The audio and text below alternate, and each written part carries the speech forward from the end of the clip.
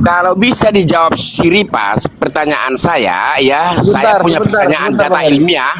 Anda Saya berani dilaknat Allah SWT. Udah siap Ripa? Udah sebentar. Aku ya, bertanya belajar aja ya. ya. Belajar Siap ya. enggak? Tengok ya, ini sumpah saya Ripa. Kalau bisa kau jawab ya dari Al-Quran, ya. Kalau bisa kau jawab dari Al-Quran, saya bersumpah sama Allah SWT dilaknat semua keluargaku. Terus apa siap. untungnya buat aku? Coba kau dilaknat nggak dilaknat, untungnya buat aku apa? Enggak ada pendapat seperti saya. Acot berkuar-kuar tapi kayak bukan celana perempuan. dalam kau. Saya Kelihatan pilot. lebar di luar tapi isinya kecil. Saya pilot, ya. Jangan Iya, macam-macam. tunjukkan kalau Oke, kau pilot. Sekarang Kalau nggak usah. kau pilot, Nggak usah tunjukkan jauh-jauh. mana bukti kau Ayo, pilot. ayo. Foto, contoh kau lagi pelantikan misalkannya, atau kau Ada, pakai seragam. ada Minta, di profil saya, minta tengok. adek Profil saya. bang, Di profil minta saya, tengok. adek foto kalau abang pilot. Di profil saya lihat. Itu Tuan Takur itu, kau pula. Waktu rumahnya kok gentengnya Lipa. kayak gitu. Pilot rumah gentengnya kayak gitu, kenapa? Masa pilot genteng rumahnya tuh asbes kayak gitu? Janganlah bang. Bang, pilot tuh gajinya nggak sedikit bang. Pilot tuh gajinya banyak. Pilot kenapa kok bang? Pilot bang, kok cepmek rambutmu bang? Bang, nggak pernah ke salon mahal ya? Katanya pilot. Rokoknya gudang garam surya lagi. Aduh bang.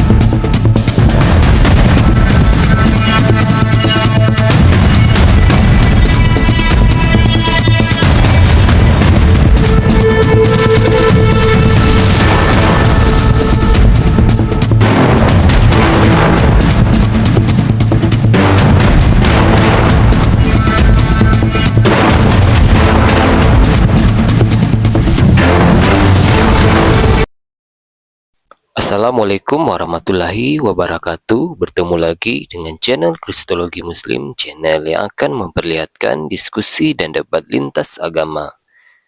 Pada kesempatan hari ini, semoga kita semua dalam keadaan sehat walafiat, selalu diberikan kesehatan, dan segala macam urusan dilapangkan, dipermudahkan, dan dilancarkan seperti apa yang diharapkan, dan juga diberikan segala kecukupan ekonomi, rezeki yang berlimpah yang tidak pernah habisnya dari Allah Subhanahu wa Ta'ala.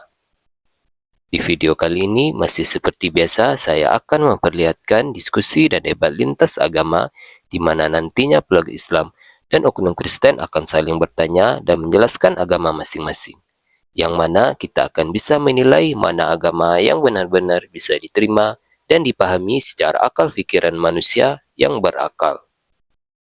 Di video ini juga kita akan melihat diskusi dan debat Uni Rifa dan apologet Islam lain dengan beberapa oknum Kristen, yang mana kita bisa mendapatkan ilmu dan pengetahuan tentang ajaran Islam dan ajaran Kristen. Dan bagaimana berjalannya diskusi ini, apakah akan berjalan tenang dan santun atau malah sebaliknya memanas, di mana biasanya oknum Kristen jika tidak sanggup menjawab pertanyaan dan juga tidak terima ajaran dan isi kitabnya dibahas, mereka akan emosi dan marah, bahkan sampai menghujat pribadi atau ajaran. Nah, daripada penasaran dengan diskusi dan debat ini, mari kita simak saja videonya sekarang. Ya. Pak Dance pernah nggak membaca literasi Tuhannya umat Yahudi dan Kristen by versi terjemahan Bible itu berubah pikiran gara-gara dinasehati Musa? Tahu? Oh ya, ada itu juga ya. Wah mantap, kita bahas itu yuk. Jadi materi ini bisa didapatkan di website yang saya buat sendiri ya. Nama websitenya adalah mesiyah.org. Nah ini nih teman-teman nih. Teman-teman kalau mau ini ya. Nah ini nama websitenya nih ya. Ini nama, diklik ini nih, mesiyah.org ya. Isinya banyak. ada ilmu pengetahuan umum, definisi, etimologi, terminologi, perbandingan agama, menjawab syubhat tentang kami, materi diskusi dan pertanyaan. Nah, ini masuk ke kolom pertanyaan. Apa kolom pertanyaannya? Benarkah Musa menasehati Tuhan? Nah, ini masih menjadi pertanyaan nih. Ya. Lanjut. Mari kita lihat di sini. Peristiwa ini terjadi ketika Nabi Harun dituduh membuat patung anak sapi dalam Biblos. Sedang dalam Al-Quran Nabi Harun tidak melakukan hal demikian. Nabi Harun dalam Al-Quran, saya bela kehormatan Nabi kita Harun alaihissalam, ya. Dan sesungguhnya Harun telah berkata kepada mereka sebelumnya, hai kaumku, sesungguhnya kamu hanya diberi cobaan dengan anak lembu itu, dan sesungguhnya Tuhanmu ialah Tuhan yang maha pemurah, maka ikutilah aku dan taatilah perintahku. Toha 90. Di sini Nabi Harun tidak membuat patung anak sapi, tapi di Bible-nya orang Kristen dan Yahudi, apa yang terjadi? Orang yang dipilih Tuhan mendampingi Musa itu justru dituduh membuat berhala. Emang agak lain agama Tritunggal ini, ya. Nah, berbeda dari Al-Quran, Bible ceritakan justru Nabi Harunlah yang membuat berhala tersebut. Keluaran pasal 32 nomor 4. Diterimanya itu dari tangan mereka, dibentuknya dengan pahat dan dibuatnyalah daripadanya anak lembu tuangan. Kemudian berkatalah mereka, hai Israel, inilah Allahmu yang telah menuntun engkau keluar dari tanah Mesir. Ketika Harun melihat itu, didirikannya mizbah di depan anak lembu itu, berseru Harun, katanya, besok hari raya bagi Tuhan. Masalahnya adalah, kenapa Tuhan tidak menghukum Harun dalam Bible kalau memang dia yang membuat patung berhala, karena Tuhan pernah berfirman sebagai berikut. Jadi Tuhannya orang Kristen ini pernah bilang dalam Keluaran pasal 20 nomor 1, lalu Theos mengucapkan segala firman ini, akulah Theosmu yang membawa engkau keluar dari tanah Mesir, dari tempat perbudakan. Jangan ada padamu Theos lain di hadapanku. Jangan membuat bagimu patung yang menyerupai apapun yang ada di langit, di atas, atau yang ada di bumi di bawah, atau yang ada di dalam air dan di bawah bumi. Jangan sujud menyembah kepadanya atau beribadah kepadanya, sebab aku Theosmu adalah Theos yang cemburu, yang membalaskan kesalahan bapa kepada anak-anaknya, kepada keturunannya. Ternyata Tuhan tidak menghukum Harun karena Tuhan telah diberi masukan oleh Musa di ayat berikut. Ternyata dinasehati Tuhan ini supaya nggak menghabisi Harun loh. Ini Tuhan kok bisa dinasehati, ini keren ya. Aku jadi asisten Tuhan, mau aku serius. Aku nasihati Tuhan itu. Tuhan di abad pertama mau turun ya jadi manusia. Iya Ripa, mau ngapain? Mau mati. Terus ngapain? Menebus dosa. Kenapa nggak sekarang aja Tuhan? Ini misalnya aku jadi sekretaris Tuhan nih. Aku hidup Taman Eden sama dia nih. Aku jadi sekretariat dia, penasihat dia ya kan. Ngelamar lah aku ya kan. Terus Tuhan. Jadi Tuhan beberapa ribu tahun akan datang akan jadi manusia. Iya, mati. Ya. Ini mumpung masih belum banyak orang nih Tuhan nih. Sekarang aja. Ya, sekarang aja pas Adam masih berdua tuh lagi sesat tuh dia gara-gara iblis ular tuh. Udah sekarang aja disalib. Nah, pasti nggak banyak korban Tuhan. Jadi saya lebih pintar nih. Masa saya lebih pintar daripada Tuhannya? Bener aja. Nah, tapi Musa di sini menasihati. Coba kalian dengarkan ya baik-baik nih. Apa kata Musa menasihati Tuhan? Lagi firman Tuhan kepada Musa, telah kulihat bangsa ini dan sesungguhnya mereka adalah sesuatu bangsa yang tegar tengkuk. Oleh sebab itu, biarkanlah aku. Tuhan mau minta Tuhan bilang sama Musa, Musa biarin gua mau ngancurin tuh orang-orang. Biarkanlah aku supaya murkaku bangkit terhadap mereka dan aku akan membinasakan mereka. Tuhan ngomong dulu sama Musa mau ngancurin umat yang dia sakit hati tuh, bikin patung. Tetapi engkau akan kubuat menjadi bangsa yang besar. Lalu Musa mencoba melunakkan hati Tuhan. Ya ampun, Tuhannya lagi emosi guys. Ditenangin, tenang Tuhan. Ini Tuhan lagi marah besar nih. Tuhan lagi marah. Wah, dasar bikin patung dia. Saya mau hancurkan dia. Tenang Tuhan, tenang Tuhan. Tuhan baik. Astagfirullah. Theos berkata, mengapakah Theos murkamu bangkit terhadap umatmu yang telah kau bawa? Malah dimarahin Musa.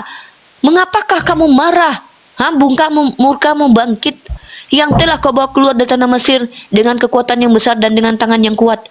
Mengapakah orang Mesir akan berkata, dia membawa mereka keluar dengan maksud menimpakan malapetaka kepada mereka dan membunuh mereka di gunung, membinasakan mereka dari muka bumi. Berbaliklah Theos. Aduh, dinasehati nih Tuhan nih. Jangan marah ya suamiku. Kayak gitu tuh. Kalau istri lagi nasihatin suami, berbaliklah sayang. Jangan marah ya sayang. Aku pengen ngantem itu kepala tetangga kita. Masa dia buang sampah ke rumah kita? Sayang, berbaliklah dari murkamu sayang. Ya, itu menasehati tuh. Ya, di sini Musa Berbaliklah. Musa bilang nih sama Tuhannya, berbaliklah dari murkamu yang menyala-nyala itu. Menyesallah. Aduh, Makjang, Tuhan disuruh menyesal nih. Agak lain memang. Kalau di kita seperti ini. Ayang, berbaliklah dari amarahmu, Ayang. Menyesallah engkau hendak menampar saudara kita itu, Ayang. Nah, ini nih aku istri misalnya kan. Misalnya aku sama Yesus nih ya, dia mau mengutuk pohon ara. Aku lapar. Terus itu pohon ara tidak berbuah, aku mengutuknya. Misal aku hidup sejaman dengan dia. Ayang, Beb, ingatlah itu pohon yang telah engkau ciptakan. Ingatlah engkau yang telah mengatur musimnya berbuah. Hari ini kan dia belum musimnya berbuah. Kenapa marah? Berbaliklah dari murkamu, Ayang Yesus. Jangan kau kutuk itu. Karena Yesus mengikuti aku, nggak jadi dikutuknya. Ah, ini dia terjadi. Ingatlah kepada Abraham. Diingetin lagi kayak Tuhannya pernah lupa aja nih. Ingatlah kepada Abraham, Israel. Nah, dan berubah pikiran Tuhannya. Masya Allah, emang Musa is the best nih. Dan menyesalah Theos karena malapetakai yang dirancangnya. Dia punya rancangan terus dia nyesel sama rancangannya. Ini Tuhan, ini serius. Kemungkinan adanya Bener nggak nih Tuhan? Coba BMK. Kira-kira nih beneran Tuhan asli nggak nih Yesus dinasihatin Musa beneran? Katanya Tuhan lebih hebat daripada Musa, tapi kenapa kok malah yang nasehatin malah Musa nih gimana? Ada nggak orang Kristen yang bisa menjawab pertanyaan aku? Bener nggak ini yang menasehati Tuhan ini Musa atau Tuhan yang dinasehati ini Tuhan Bapa atau Tuhan Anak? Ayo jawab, mana siapa yang bisa jawab nih? Ya aku serahkan ke moderator untuk mereka bisa menjawab ya. Biar aku nunggu aja jawaban mereka. Brother Gregorius di hadapan saya. Mbak Rifa. Ya sebentar saya ngomong sama host dulu boleh Bang BMK. Tadi Anda saya sapa Anda nggak diam. Bang Gregorius monitor. Ya, siap. Ya. Siap, Bun. Bang Gregorius, saya punya syarat karena saya bukan binatang, saya punya syarat siap. untuk diri saya. Pertama adalah orang Kristen naik ke atas semuanya hanya menjawab pertanyaan saya. Ini Tuhan yang dinasihatin Musa, Yesus atau bapaknya.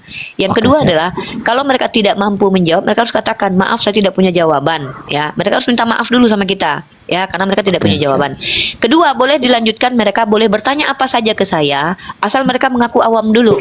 Tapi kalau mereka mengaku berilmu, boleh diskusi dua arah dengan catatan harus punya data. Kalau tidak, saya tidak mau buka mic ya, karena saya punya harga diri ya. Nggak kayak Yesus yang udah nggak punya harga diri di dunia ya. Maaf, harga dirinya udah hilang, nista, hina ya, dan miskin juga minta hidup dari sedekah. Mungkin begitu. Silakan. Ya, saya boleh bicara, Buni. Moderator brother, jangan sama saya. Kalau moderator yang menanggapi Pak nanti diserahkan ke saya nanti. Gregorius. Sebentar. Bang Katabibel, Bang Iqbal. Ya, halo Greg. Oke, silakan. Oke, BMK, silakan menanggapi apa yang ditanyakan sama Uni Ripa tadi. Iya Bang, begini, saya juga tidak mau merendahkan diri saya dengan berdiskusi orang yang menghina Yesus. Jadi saya turun dah. Waduh, ternyata berat saudara-saudara. Sulit saudara-saudara. Sulit ya.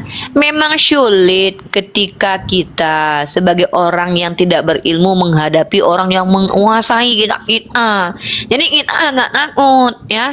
Akhirnya saya salut. Tapi jujur, BMK, saya acungi kamu 4 jempol karena berani mundur mengatakan sikap walaupun narasi menghibur dirinya mengatakan saya punya harga diri. Ya, gimana kamu punya harga diri? Tuhanmu waktu dihujat di dunia itu udah nggak punya harga diri, bahkan bajunya disingkapin.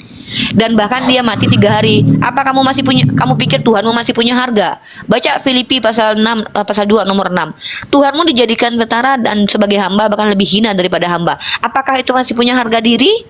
Nggak punya harga diri. Sebagai laki-laki dia tidak menikah itu punya nggak harga diri? Nggak. Ya, jadi kalau kamu mengatakan punya harga diri berarti kamu lebih hebat daripada Yesus.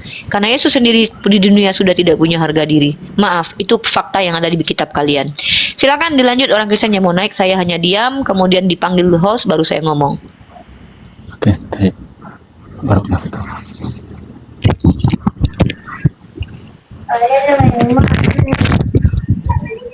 Halo. Halo, selamat pagi menjelang siang. Oke, pagi. Silakan Bang Iqbal. Oke, Jos, mau menanggapi apa yang disampaikan oleh Uni Ripa tadi terkait Musa dan Tuhan? Saya belum sepenuhnya tadi menonton dengan penuh narasinya Rifa, tapi begini, saya kesini saya mau mau manggil Rifa Untuk apa? untuk berduel. Apakah Anda mau berdiskusi? Apakah Anda mempersiapkan Ya. data? Saya mau berdiskusi tapi khusus dengan Rifa. Jadi Data Anda ada? kita buka-buka data. Iya, sebentar. Punya data? Punya. Bisa menampilkan Ada. data? Bisa menampilkan data? Saya bisa, cuman saya mau itu berduel dengan Rifa karena Rifa Iya. Sebentar, Bang Jos. menghina terus dia. Jika Anda ingin berdiskusi, sebentar Bang. Jika Anda ingin berdiskusi, maka alangkah baiknya jika Anda bisa menampilkan data. Anda ada data nggak? Ada. Bisa ditampilkan? Bisa, tapi saya mau duet aja. Oh iya, nggak Nggak mau- masalah. Nggak masalah. Nggak mau rame-rame. Silahkan. Silakan. Gimana Gitu. Uni? Dia mengatakan dia bisa Ya, menampilkan ada dua data. syarat yang ngajak saya duel karena saya bilang saya mahasiswi prodi akhir ya. Saya mau menjaga kredibilitas saya sebagai seorang muslimah. Pertama adalah orang itu harus punya kredibilitas juga. Kredibilitas itu diantaranya adalah dia harus mengatakan apakah dia mahasiswa, evangelis, pendeta, orang yang berilmu, atau dia tidak pernah sekolah akademik tentang teologi, tapi dia menguasai satu materi yang betul-betul dia kuasai dan dibuktikan nanti materi itu dia paparkan dengan menggunakan data. Kalau tidak, maaf ya, saya tidak punya waktu untuk membuang waktu yang saya sambil duduk ini sambil mencari uang dan cari ilmu nih ya. Jadi saya nggak mau buang-buang waktu berharga saya di dunia. Nah yang kedua, selain dia punya kredibilitas, yang kedua adalah dia mampu menyatakan sikap bahwa akan open cam dan bahkan berani menunjukkan data walaupun itu dapat dari Google pun saya lebih hormati, dan mendapatkan informasi itu dari website dan situs. Minimal dikasih tahu, ditunjukin gitu. Tapi kalau seandainya dua hal itu tidak terpenuhi, mending jadi penanya aja, belajar saja sama saya ya, begitu. Tuh. Gimana Bang Jos? Sudah jelas? Oke, saya tanggapi ya. Kalau Rifa ingin mempunyai lawan yang punya kredibilitas tinggi, saya rasa Rifa bukan tandingan saya. Masih Oke. di bawah saya. Oke, Bang Jos. Masih lemah Yaudah aja. kalau gitu di bawah. Kalau abang di Udah bawah di bawah saya, aja di ya? bawah, ya abang di bawah aja ya. Soalnya nggak berani. Saya cuma mau laki-laki yang jantan bang. Kalau laki banyak ngomong bang, sekarang tuh kita perbuatan bang, bukan cuma ngomong doang bang. Ngomong banyak keluar tapi otak kosong ngapain ya? Kalau saya nih ngomong banyak tapi otaknya isinya banyak juga. Literasinya pun banyak, nggak apa-apa banyak ngomong. Tapi laki ngomongnya banyak, mau nantang saya tapi bilangnya nggak ngeng. Bang, mending abang jualan daster deh. Rambutnya panjang tuh ikat ke atas, jualan daster pakai jenggot, laku di Facebook ya. Di Facebook bang, di Facebook sono bang. Atau masuk deh grup sedara sana bang. Grup fantasi sedara tuh keren tuh, biar bisa buka openan tuh. Bang ngapain naik ke atas, nantangin pas ditantang balik malah mundur. Laki bikin malu Yesus, mentang-mentang Tuhannya jomblo kok gitu. Saya tahu Yesus itu tidak menikah dan dia jomblo, tapi jangan kalian hina lagi dia. Sudah cukup penghinaan dia di dunia yang bikin dia babak belur dan nggak ada harga diri lagi. Kalian sebagai laki-laki yang mengaku pengikut dia malah mempermalukan dia gitu loh. Apaan sih kalian? Heran. Marah Barbie nih. Lanjut. Oke, selamat. Ini pagi apa siang sih di sana ini? Siang, Bang Erik Fraser. Ya, selamat siang. Oke, si Rifa udah apakah ketakutan Anda, tuh. sebentar Bang, apakah Anda mau Si berdiskusi? Rifa udah kayak atau ketakutan bertanya? tuh. Mau berdiskusi apa bertanya? Ya, mau diskusi pun boleh, tapi si Rita Oke, sebentar, sabar. Yang pertama, jika Anda mau berdiskusi dengan Unirifa, Anda harus bisa menampilkan data. Minimal ada keilmuan yang Anda kuasai walaupun Anda nggak sekolah di STT. Ya. Nah, yang kedua, jika Anda ingin bertanya, Anda jangan berpolemik. Bertanyalah dengan baik, dengan sopan, kami menjawab, Anda menerima. Gimana Bang Erik, sepakat? Bang Erik. Bang Erik, monitor. Bang Erik, monitor. Halo? Ya. Oke, kalau bisa dijawab Siripas pertanyaan saya ya, saya punya pertanyaan sebentar, data Bang Eri. ilmiah. Anda Saya bertanya. berada di laknat Allah SWT. Udah siap Ripa? Udah sebentar. Di Sekali lagi saya tegaskan, Anda kalau mau bertanya jangan berpolemik. Paham kalau nggak? bisa dijawab Siripa ya. Ah, Oke, siap Ripa pertanyaan saya? gimana Uni? Ya. Jadi kau mau belajar sama aku ya? Bertanya belajar aja ya. ya. Mau belajar Siap ya. ya? Tengok ya, ini sumpah saya Ripa. Kalau bisa kau jawab ya dari Al-Quran, ya.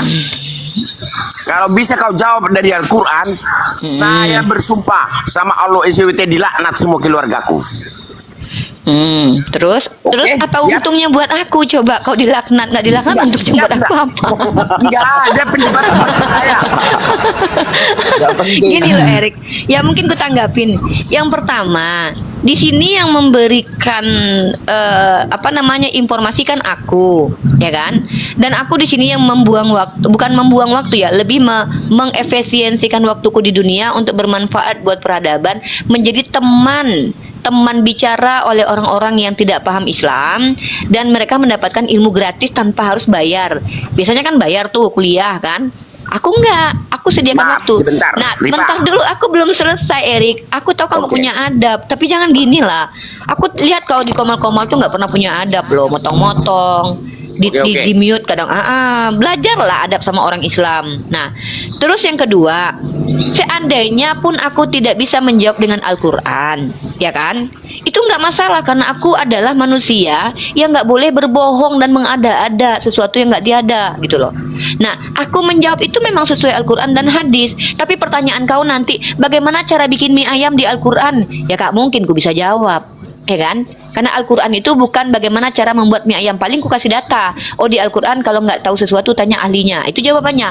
Tapi nggak bisa aku jawab nanti, di mana Bapak Paulus di Al-Quran? Nggak bisa, jangankan di Al-Quran, di Bible kau pun nggak ada. Jadi Al-Quran itu bukan menjawab semua pertanyaan yang ingin diketahui Oten, tapi Al-Quran menjawab semua pertanyaan yang ingin diketahui oleh orang beriman, yaitu Islam. Nah, yang ketiga adalah, mau kau dilaknat sekeluarga, mau mati kau masuk jurang sama bapak, mama, nenek moyangmu, nggak ada untungnya buat aku, nggak ada ruginya buat aku. Jadi nggak perlu kau berkata-kata besar, berkuar-kuar, dilaknat sekeluarga. Kau udah dilaknat sama keluarga, buktinya kau dilaknat, kau nyembah manusia loh, ya. Maaf Jadi Ripa, nggak usah. pesawat jet saya terus sehat ya. Saya baru dari apa nih? Dari Laut Merah.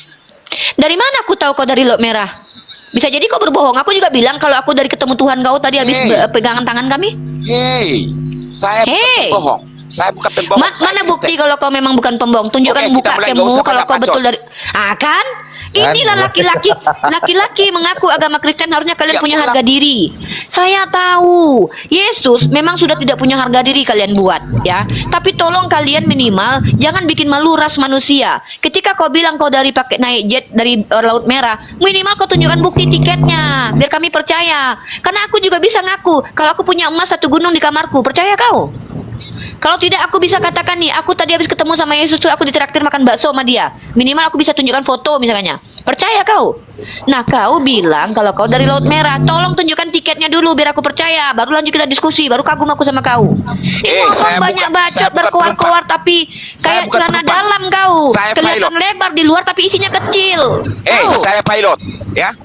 Jangan Iya, macam-macam. tunjukkan kalau Oke, kau sekarang- pilot. Sekarang Kalau nggak usah. kau pilot, nggak usah tunjukkan jauh-jauh. mana bukti kau Ayo, pilot. ayo. Foto, contoh foto kau lagi pelantikan misalkannya, atau foto kau Ada, pakai ada. seragam. Ada di profil saya, minta tengok. adek Profil saya. abang, Di profil minta saya, tengok. adek foto kalau abang pilot.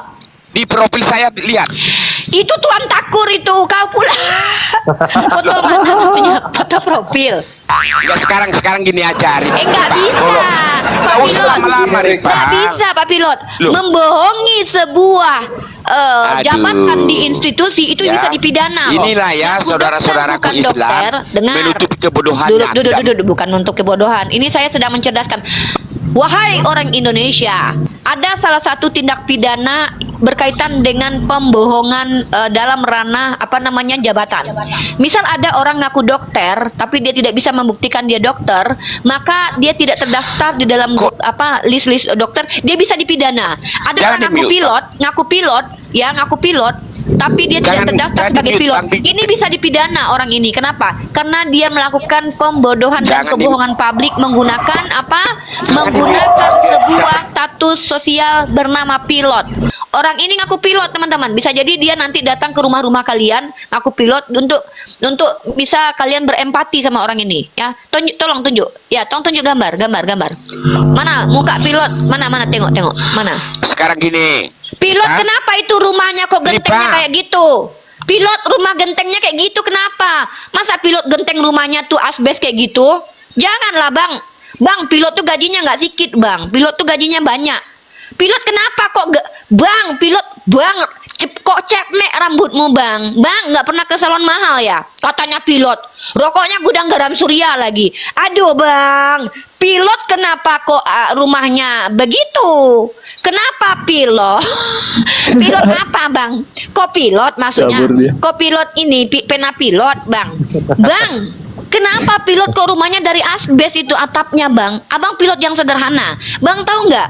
Menurut informasi yang pernah saya dengar, walaupun ini masih doi, bisa kita buktikan nanti. Salah satu gaji jabatan tertinggi di Indonesia adalah pilot. Bang, main judi kau sampai habis duitmu jadi pilot semua. Bang. Pintar nih tamu nih. Inilah kenapa saya itu punya kredibilitas untuk memilih lawan diskusi. Saya nggak mau berhadapan dengan para penipu-penipu. Rusak mental kita, terganggu jiwa kita. Gitu ya, silakan. Oke, selamat buka mute. Selamat. Halo. Wah, kuculuk.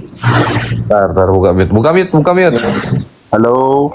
Iya, halo. Halo. Selamat siang. Ya, selamat siang. Ini kan Oke. Rifa masih mahasiswi ya. Saya mau nanya aja lah, mahasiswi Oh, jangan ditanya Ntar dulu. Oh ya, buktikan tentang Bentar mujizat dulu. Nabi Muhammad. Pak, birahi banget sih Pak dipanggil host loh. Bapak nggak punya adab, udah tua loh Pak. Bapak di depan publik ditonton orang. Bapak contohkan kepada generasi Bapak bahwa Bapak sebagai laki-laki pengikut Kristus itu punya adab.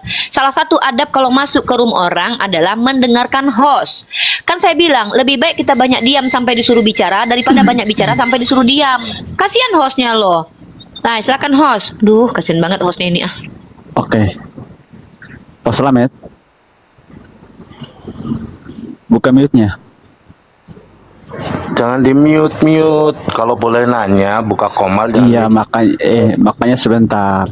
Tunggu dulu. Anda masuk ke sini sebagai tamu. Kalau Anda ingin dihargai, maka Anda harus mengerti adab. Kalau enggak ya tempat Anda di kandang B2. Selesai. Kamu mualaf. Enggak ada apa namanya. Oke, Bang Bang Iqbal. Selamat. Anda kesini mau berdiskusi atau mau bertanya? Itu tanya aja. Ya, Muhammad, tunggu sebentar. Ya, mujizat sebentar. Muhammad Coba sabar. bagaimana Pak Slamet. membuktikannya? Ya, Allah. Pak Slamet. Gampang aja kan masih mahasiswi, tanyanya yang sederhana aja, jangan Mas yang Slamet, susah-susah. janganlah berpolemik. Santai, tenang, sabar. Anda kalau mau bertanya, bertanyalah dengan sopan. Iya, saya tanya. Oke. Bagaimana membuktikan mujizat Nabi Muhammad membelah bulan? Dibelah jadi berapa? Kapan terjadinya? Bukti-buktinya? Oke. Ya. Bentar, saya jawab Sederhana ya. aja kalau masih mahasiswi sudah. nanya Oke, ke cukup, Pak mahasiswi. Slamet. Iya, Cukup, iya, Pak Slamet. iya. Ya. Udah ya Pak Slamet ya, Pak Slamet diam. Pertama, tidak ada satupun orang Islam, baik yang mahasiswi ataupun profesor atau doktor, pernah membuat statement ya. Coba tunjukkan sama saya kalau ada nih. Saya mahasiswi soalnya. Tunjukkan kepada saya, ada satu saja orang Islam, baik profesor bahkan sahabat Nabi yang mengatakan mukjizat itu wajib dibuktikan by empirik. Ya. dari Kristen misalkannya ada orang, saya minta ya, saya tantang dulu buat penanya, buat yang nggak nanya, yang sini deh, bukan Slamet, orang-orang nih. Jadi inilah yang disebut dengan orang-orang Kristen ini, mereka itu tidak punya parameter dalam agama. Kenapa? Mereka tidak mengerti mukjizat. Mukjizat itu dari kata jaza, artinya melemahkan, di mana peristiwa yang luar biasa terjadi pada masa waktu tertentu untuk mengukuhkan kenabian seorang nabi. Contoh, mukjizat Musa membelah lautan, mukjizat Yesus menghidupkan Lazarus, mukjizat Nabi Muhammad membelah bulan, mukjizat Yosua menghentikan matahari. Itu dalam Bible ada. Mukjizat Elia naik ke surga. Maka dari semua mukjizat yang saya sampaikan, tunjukkan satu saja yang bisa dibuktikan secara empiris. Nah, kalau memang tidak ada dan tidak terbukti secara empiris, kalian Kristen harus akui Tuhan kalian itu nggak pernah menghidupkan Lazarus. Kenapa? Karena tidak bisa dibuktikan by empirik bahwa Tuhan kalian pernah menghidupkan Lazarus. Kalau memang ada bukti empirik Yesus pernah menghidupkan Lazarus, kasih saya dulu. Baru nanti kalau kalian sudah mampu menunjukkan semua nabi-nabi di kitab kalian mukjizatnya empirik, bisa dibuktikan, arkeologinya ada, baru saya akui bahwa agama saya tuh kalah dibanding agama kalian. Kenapa? Karena agama saya tidak mampu membuktikan mukjizat secara empirik. Ya gitu kan? Tapi kalau sama-sama nggak bisa buktiin, ngapain kau sok-sok nanya sama aku? Tuhan kau aja nggak bisa dibuktikan dia pernah bangkit. Bisa secara empirik dibuktikan Tuhan kau bangkit? Nggak bisa, karena emang nggak ada, saksinya nggak ada, fakta-faktanya nggak ada. Begitu juga dengan Tuhanmu menghidupkan Lazarus, gunanya pun nggak ada. Bahkan Tuhanmu hidup 33 tahun di Yerusalem, tidak ada gunanya buat peradaban. Ya, itu satu. Nah, kemudian jadi artinya kita, kalangan Kristen, Yahudi, dan Islam sama-sama tidak mampu menunjukkan secara empirik mukjizat yang pernah terjadi masa lalu. Tapi perbedaan Islam, Kristen, dan Yahudi, Islam bisa membuktikan firman Tuhannya secara empirik sampai detik ini dan masih dikaji lebih jauh, sudah 4.100 tahun. Ya, begitu. Dan Al-Quran itu dibawa Nabi Muhammad. Dan bahkan, ini yang kedua, ini baru hikmah ya, masuk materi kedua. Seandainya ada kau bisa melihat langsung Nabi Muhammad membelah bulan, kau pikir kau beriman?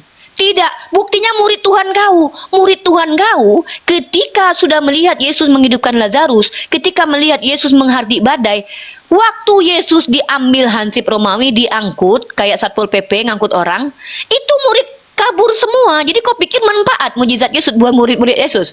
Kau pikir setelah dia bermujizat murid-muridnya menuhankan dia? Tidak ada. Jadi manfaatnya juga nggak ada. Kalaupun kau melihat, kau pikir kau langsung Islam? Tidak. Bahkan andai Yesus hadir ke dunia, masuk ke TikTok ini, dan dia bilang sama kau, oh selamat, akulah yang kau aniaya. Siapakah engkau Tuhan? Akulah yang kau aniaya. Ya kan? Akulah Yesus, aku ingin menghidupkan orang mati depan kau. Kau pikir kau langsung berubah? Dan wahai selamat, sesungguhnya aku hanya utusan. Kau pikir kau langsung berubah gitu? Enggak.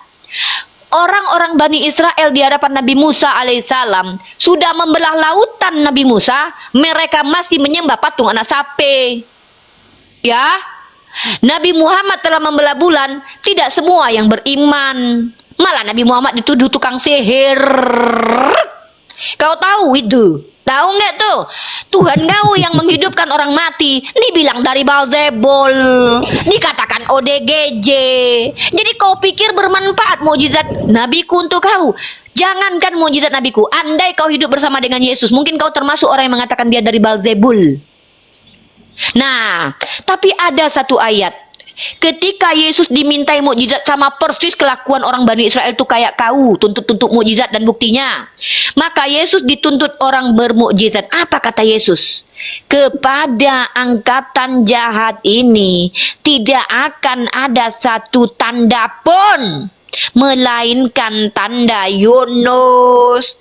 Mana dalilnya? Ini kutunjukkan samamu. Besok-besok belajar nih, aku mahasiswi aja udah kayak dosen depan kau. Nih tengok ya bang. Nah, kau baca tanda Yunus dalam Bible, dalam Lukas 11:29 ya. Buka kitabmu ya. Ibu guru kalau ngajarin ngasih literasi langsung ya. Nggak cuman ini doang.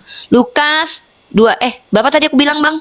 Lukas 11 ya? Kemana-mana 11, kau masih nomor mahasiswi 29. botol, ditanya apa jawab apa mahasiswi botol. Bukan aku yang umat Yeremia. Selamat, Aku nggak selamat. pernah. Skripsimu Selamat, diam dulu. ditolak-tolak, pasti kamu masih botol. Kok Selamat, skripsiku selamat. ditolak? Kok skripsiku ditolak? Kau nggak tahu rektorku bilang apa tentang aku? Rektorku memuji aku, dosenku memuji aku, Apa, jawab bahkan apa? kaprodiku pun dekat denganku. Kalau kau nggak percaya, aku bisa jawab hadirkan apa? mereka suatu saat. Udah diam dulu Slamet ah. Udahlah, kau Slamet namanya Buang-buang waktu tapi aja. nggak kau namanya Slamet tapi belum tentu Botol. Slamet. Yang pertama sama kayak Botol. Yesus bergelar raja di atas segala raja tapi nggak pernah jadi raja. Botol. Ya. Iya, kalau dikatain botol sama orang botol mah nggak apa-apa daripada dikatain botol sama orang pinter ya. Aku mah dosenku, kau nggak tahu dosenku gimana sama aku. Nanti kutunjukkan nangis kau ya. Ini lanjut nih. Bahkan kalian menipu kami umat Islam ya dengan mengatakan bahwa Yesus itu bermukjizat. Kenapa? Yesus sendiri berkata, ketika orang banyak mengeramnya, berkatalah Yesus, angkatan ini adalah angkatan yang jahat. Mereka menghendaki suatu tanda. Ini mukjizat yang diminta. Tetapi kepada mereka tidak akan diberikan tanda selain tanda Nabi Yunus. Yesus bilang dia nggak akan bermukjizat kecuali satu mukjizat, yaitu seperti Yunus. Kok bisa-bisanya penulis kitabmu mengatakan dia bermukjizat? Siapa yang berdusta? Tuhanmu atau penulis kitabmu? Hello baby. Jawab itu, kalian jangan nipu aku. Agama kalian aja nggak bisa membuktikan mukjizat Tuhan kalian secara empirik, kok nuntut Nabi kami bermukjizat secara empirik. Lucu-lucuannya kalian ini ya. Jangan lucu-lucuan depan saya ya, karena saya nggak ketawa. Ya, soalnya lucu kalian merusak peradaban. Lucu itu mengiringi dengan ilmu nggak apa-apa, diiringi dengan ilmu nggak apa-apa. Merusak peradaban, merusak bahasa, merusak akidah, bikin malu ras manusia kalian ini loh. Ayolah, jangan bikin malu Yesus. Udah Yesus babak belur di dunia, ya, nggak punya harga diri di depan orang. Tiba-tiba ada kalian ngaku-ngaku dia, tapi kelakuannya kayak Dajjal. Ya kasihan Yesus udahlah. Kalian nggak kasihan sama Yesus. 12 murid udahlah dia pilih dari kalangan tukang cukai, ya. Temennya tuh pesundal yang paling dekat sama dia. Ya, dia nggak punya teman orang-orang petinggi seperti Nabi Muhammad tuh. Nabi Muhammad tuh keluarganya aja dari petinggi Quraisy. Yesus udahlah bapak tirinya tukang kayu, mamanya dituduh berjoni lagi. Temennya pesundal sama tukang cukai. Ya, tahu-tahu ketika milih 12 murid, 2 diantaranya berkhianat lagi. Apa nggak miris hidup dia itu? Udah cukup kalian mempermalukannya khusus dengan kelakuan kalian yang nggak bermoral ini loh. Ayolah. Kalau saya tegas, insya Allah saya membanggakan Nabi Muhammad. Seorang perempuan Islam itu harus tegas. Karena kadang-kadang saya harus menggunakan kata-kata nyelekit buat kalian supaya kalian sadar cepat. Karena saya cinta sama kalian. Cinta, saya tidak mau kalian masuk neraka. Seneraka sama Paulus, nggak mau saya. Ya, jadi ayolah. Tunjukkanlah kalian. Loh kok hujatan? Saya bilang begini, jangan menghujat Yesus mentang-mentang dia pernah mati diseret. Menghujat nggak saya? Enggak, itu fakta. Jangan menghujat Yesus mentang-mentang dia jomblo. Itu bukan penghinaan, itu fakta. Jangan menghujat Yesus mentang-mentang dia dikutuk di tiang salib. Itu fakta. Jangan menghujat Yesus mentang-mentang temannya pesundal tukang cukai. Itu fakta. Jangan menghujat Yesus karena dia miskin, hidup menderita di dunia, minta dari sedekah. Ya, bahkan udah nggak ada harga diri. Itu fakta. Ya, itu Tuhan sendiri yang jadikan dia. Filipi pasal 2 nomor 6. Kok kalian bilang saya menghujat? Dengan menuduh saya menghujat, artinya kalian percaya iman kalian itu iman penghujatan. Ya pintar kalau gitu. Ya, tapi kalian jangan bilang saya yang bilang. Itu bukan saya, tapi Kristen yang bilang. Di mana nih? Filipi pasal 2 nomor 6 nih. Ya, jangan gitu kalian nuduh-nuduh. Nah, kalian nuduh-nuduh kayak inkuisisi zaman Romawi kalian ini loh. Nuduh-nuduh terus ngabisin orang. Sama kayak Dosma.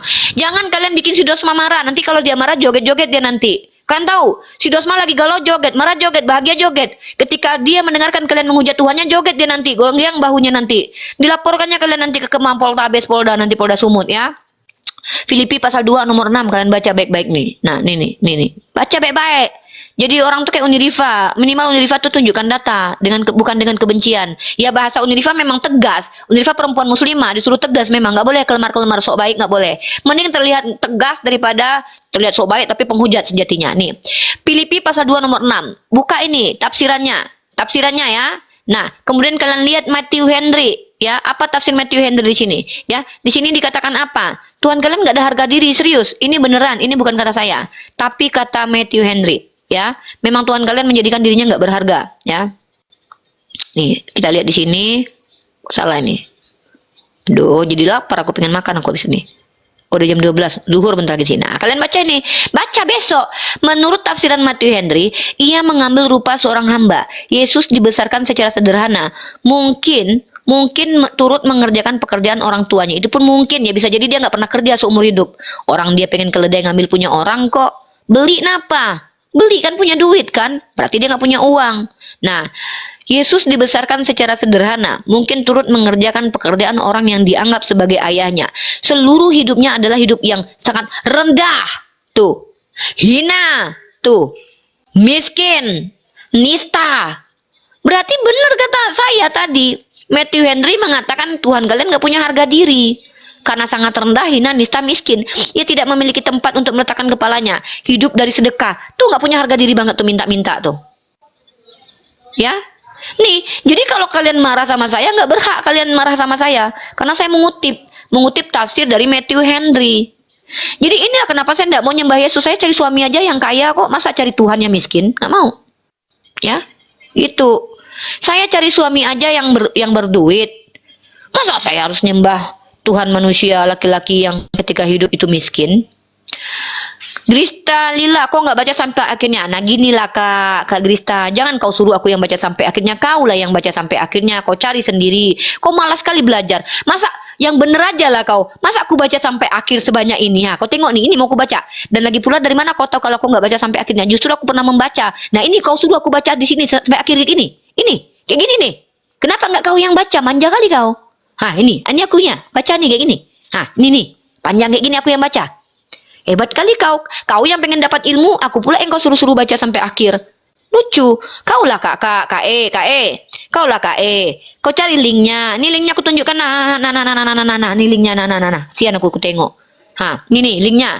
Alkitab Sabda. Filipi 2 nomor 6. Kau cari tafsirannya Matthew Henry. Hah, kau buka nanti ketemu lah kayak gini. Dah? Paham kan? Hah, atau kau mau yang pendek-pendek aja? Kok aku pula yang kau suruh? Hah.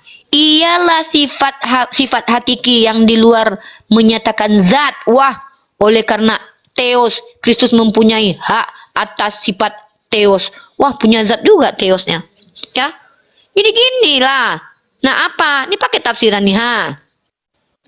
Ungkapan-ungkapan asli ajat ini agak kabur, tetapi maksud seluruhnya cukup terang. Kami menerjemahkan menurut tafsiran yang sangat umum. Tafsiran itu ialah Yesus juga dalam keadaan manusia mempunyai seluruh kemuliaan Theos. Ia sebenarnya berhak memperlihatkannya, tapi ia telah menyembunyikannya sebab perlu untuk melaksanakan tugasnya sebagai penebus. Nah, jadi Tuhan punya tugas tuh. Tupoksi Tuhan tuh. Tuhan kalian punya tupoksi. Ya, apa itu? Menjadi penebus. Dengan cara apa? Dihina, dinistakan dia. Gitu. Masa nggak paham bahasa saya? Bahasa saya mudah dicerna loh. Lanjut.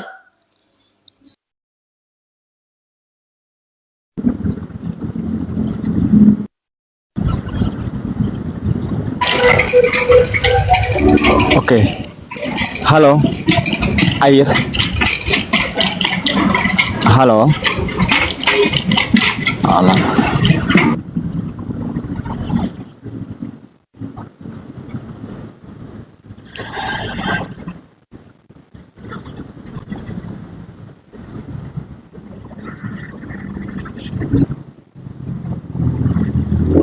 Saya tertarik nih sama Bang Kingdom and Heaven ini Bang kata. Aku tanggapi dulu boleh nggak?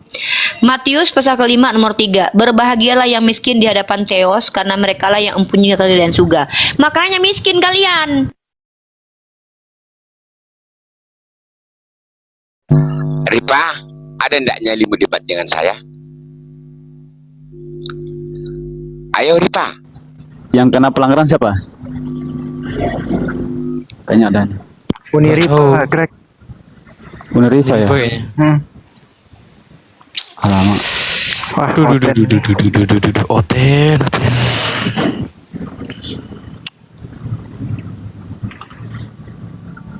Tombak terus, Den. Tombak terus.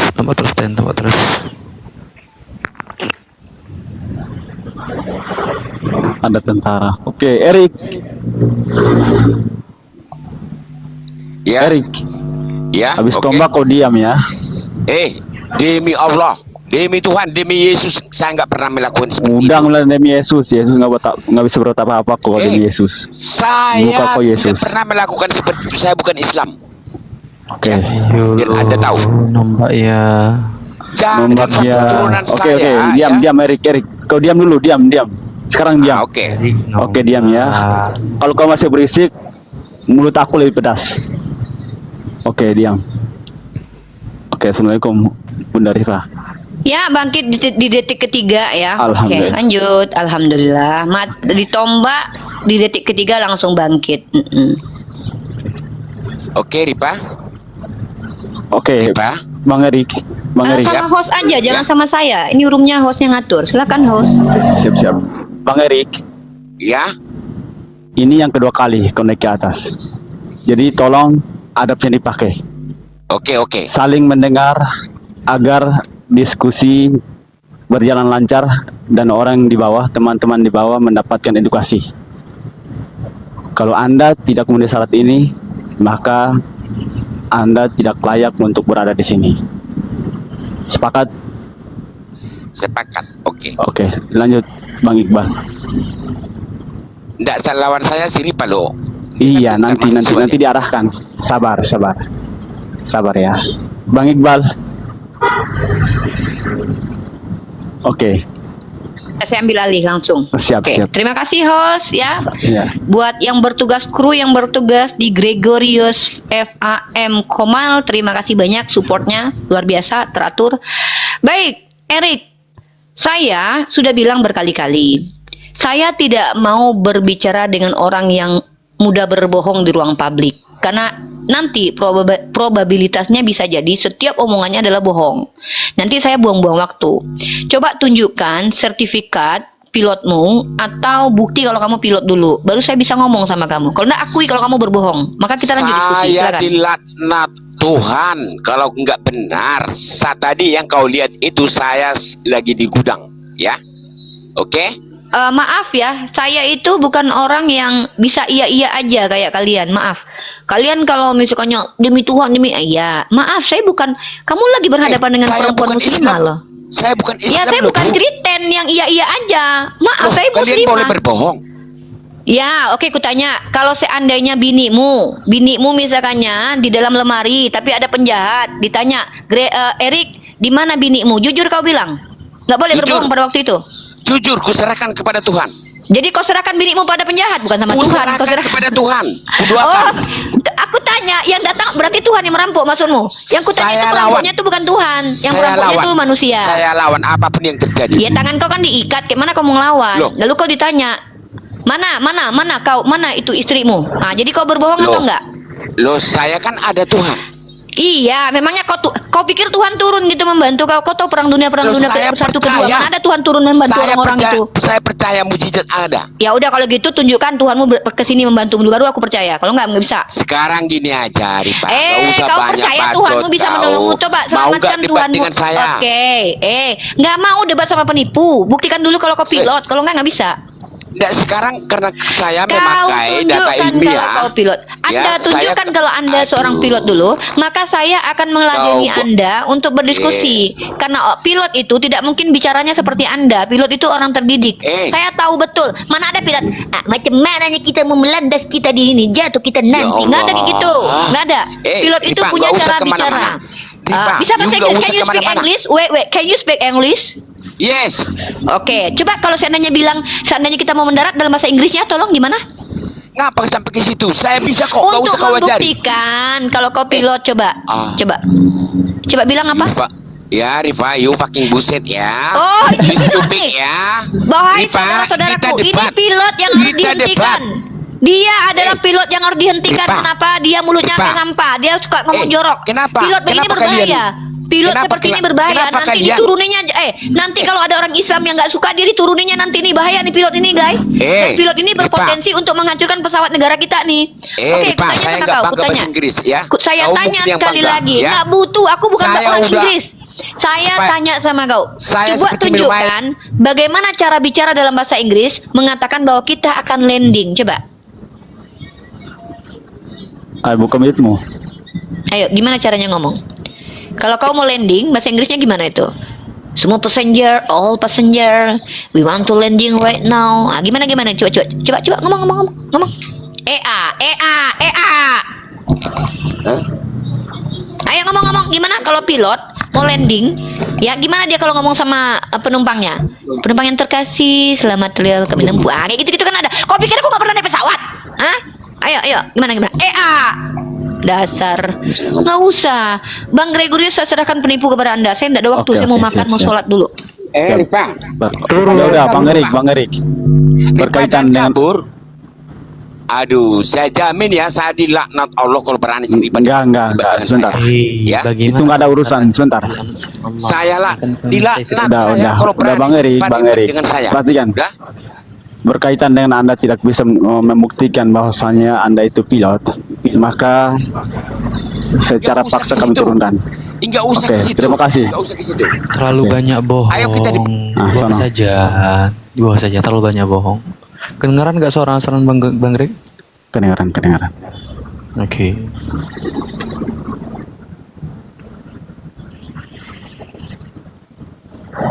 Bang Iqbal di mana ya? Bang Iqbal. Oh, saya mau sholat zuhur dulu di sini, di Ternate udah masuk waktu sholat. Oh ya, siap, tafadhol. Barakallahu fiik. Ya. Sama satu lagi, ya. Jadi memang saya beda teman-teman muslim. Mungkin kalian lihat ada ketika saya menghadapi kaum kufar pembohong atau mereka merusak metode akademik dalam bicara di ruang publik, saya memang keras. Kenapa? Karena itu hak prerogatif saya untuk bersikap keras kepada orang-orang yang mencoba merusak peradaban. Mereka tidak berakhlak, tidak beradab, bahkan tidak gampang sekali mereka ini berbohong.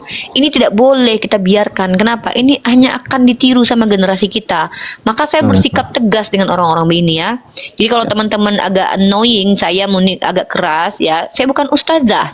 Saya mahasiswi. Nanti saya akan berubah drastis. Ya, lebih sabarnya mungkin 1000 kali lipat akan saya coba ketika saya sudah diangkat menjadi pengajar. Saya masih mahasiswi. Jadi saya punya hak untuk keras terhadap para penipu-penipu yang mencoba menipu 400 orang ini. Ya, saya tidak mau begitu. Ya. Betul. Ya, ini akan ditonton orang generasi kita karena ini pun direcord. Saya merecordnya ini dan mungkin ada yang melive-kan, saya nggak tahu. Dan saya tidak mau satupun kita umat Islam membiarkan pembodohan. Ya, kita tidak mau seperti itu. Ya, jadi mungkin seperti itu. Terakhir ada Kristen yang mau ini sebelum saya berangkat sholat. Oke, maju. Erik lagi naik. Oke, Erik tugasnya cuma nunjukin bukti dia pilot ya. Itu aja. Erik, Kalau mohon enggak kalau ya itu nggak usah. iya betul. Kalau kamu nggak bisa untuk menunjukkan bukti bahwasanya Kok ke situ larinya? Kok ke situ larinya? Oke, please listen me. Kalau kamu mau bernarasi, ya tunjukkan kalau kamu jujur. Karena kami di sini tidak menerima pendusta. Iya, kami udahlah kita orang kazab itu dulu pengalaman saya dengan Bang Zuma dan kawan-kawan dulu. Edis itu kan dulu kami jadikan bulan-bulanan karena dia kazab. Dia kazab, bahkan dia pura-pura menyamar jadi muslim ke masjid ngambil takjil itu. Terus dia bilang ngaku-ngaku 9 tahun bisa. Ya. Sabar.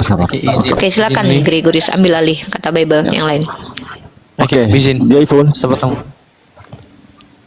Joyful. Oke, Asran lanjut deh. Asran. Ya. Lanjut. Asran. Kristen Iya. Mau dong. lanjut sama Greg ya. Aku parkir bentar. Baik. Kalau Riva ini kan masih kuliah, berarti levelnya masih bodoh. Lisannya dijaga, Belajar Pak. aja kau dulu. Sebentar. Riva. Joyful. Iya.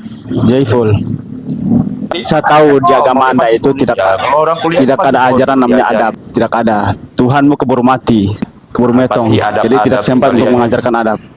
Jadi tolong diam dulu. Iya, kalian Dijaga aja adabnya di sini sebentar. kalian biadab mau apa ngajarin orang Apa sih sih? kalian ini logikanya? Terlalu sampah untuk diajak berdiskusi. Kayak gini resikonya. Oke, mohon maaf, mohon izin untuk menyapa tamu. Bang Mecu, monitor. Halo, selamat Oke, selamat siang. pagi. Selamat pagi, Pak. Oh, oke, pagi.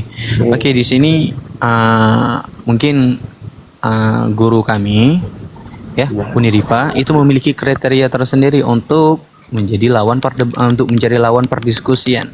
Tapi kalau Anda tidak memenuhi kriteria itu, Anda dipersilahkan untuk bertanya. Tapi kalau misalkan kalau Anda memenuhi kriteria, dilanjutkan perdiskusiannya. Bagaimana?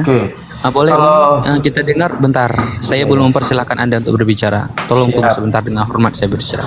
Oke, Uni Rifa, apa saja kriteria yang harus dipenuhi sama lawan perdiskusian Uni? Ya, selain kriterianya secara dasar adalah manusia yang bisa berbahasa Indonesia ya, dan juga memiliki adab. Adab dalam konteks adab itu mengikuti aturan room lah, itu baru beradab tuh. Yang kedua adalah kalau dia jemaat awam, dia hanya boleh bertanya saja. Kalau mau membantah pakai data, kalau enggak diam ya. Yang kedua adalah kalau dia adalah orang berilmu, dia mengakui saya evangelis, nanti ada bukti itu. Nah, kemudian saya adalah seorang pendeta, harus ada bukti di gereja mana. Nanti kita tanya-tanya dulu. Oh, saya adalah seorang penginjil. Oke, di sinode mana, gereja mana?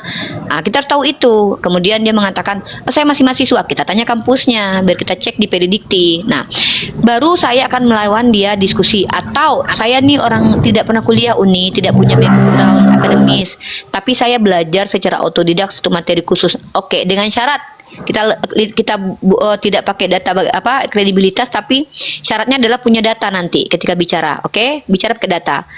Nah, kemudian saya sendiri adalah seorang mahasiswi prodi akhir komunikasi penyiaran Islam Universitas Maluku Utara. Ya, Universitas Muhammadiyah Maluku Utara. Silakan di cross check di PD Dikti nama saya. Nah, saya mahasiswi semester akhir. Jadi saya jelas orangnya, wajahnya jelas, mukanya jelas. Ya, nanti digeruduk loh. Buktinya, ya, buktinya si M Kucluk menghujat, Gracia Pelo menghujat, nggak digeruduk, masuk penjara aja kok. Nggak ada yang mati, nggak ada yang dihabisi satu-satu nyawanya, nggak ada. Ya, nah, jadi kalian hanya takut kalau memang digeruduk, kalian udah nggak ada lagi di dunia ini, ya, gitu. Jadi nggak usah banyak bacot, ya, nggak usah banyak bacot. Rahasia Pelo buktinya habis keluar dari penjara berkoar-koar lagi itu di YouTube. Inilah fitnah-fitnah kalian. Bilang aja takut, ya. Jadi saya orangnya jelas, mau menghadapi orang yang jelas juga.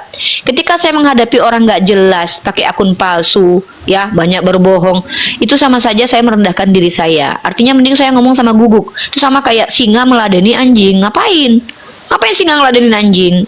Ya, ngapain? Anjing mah sama anjing aja udah, sering gonggong ya. Gitu. Silakan.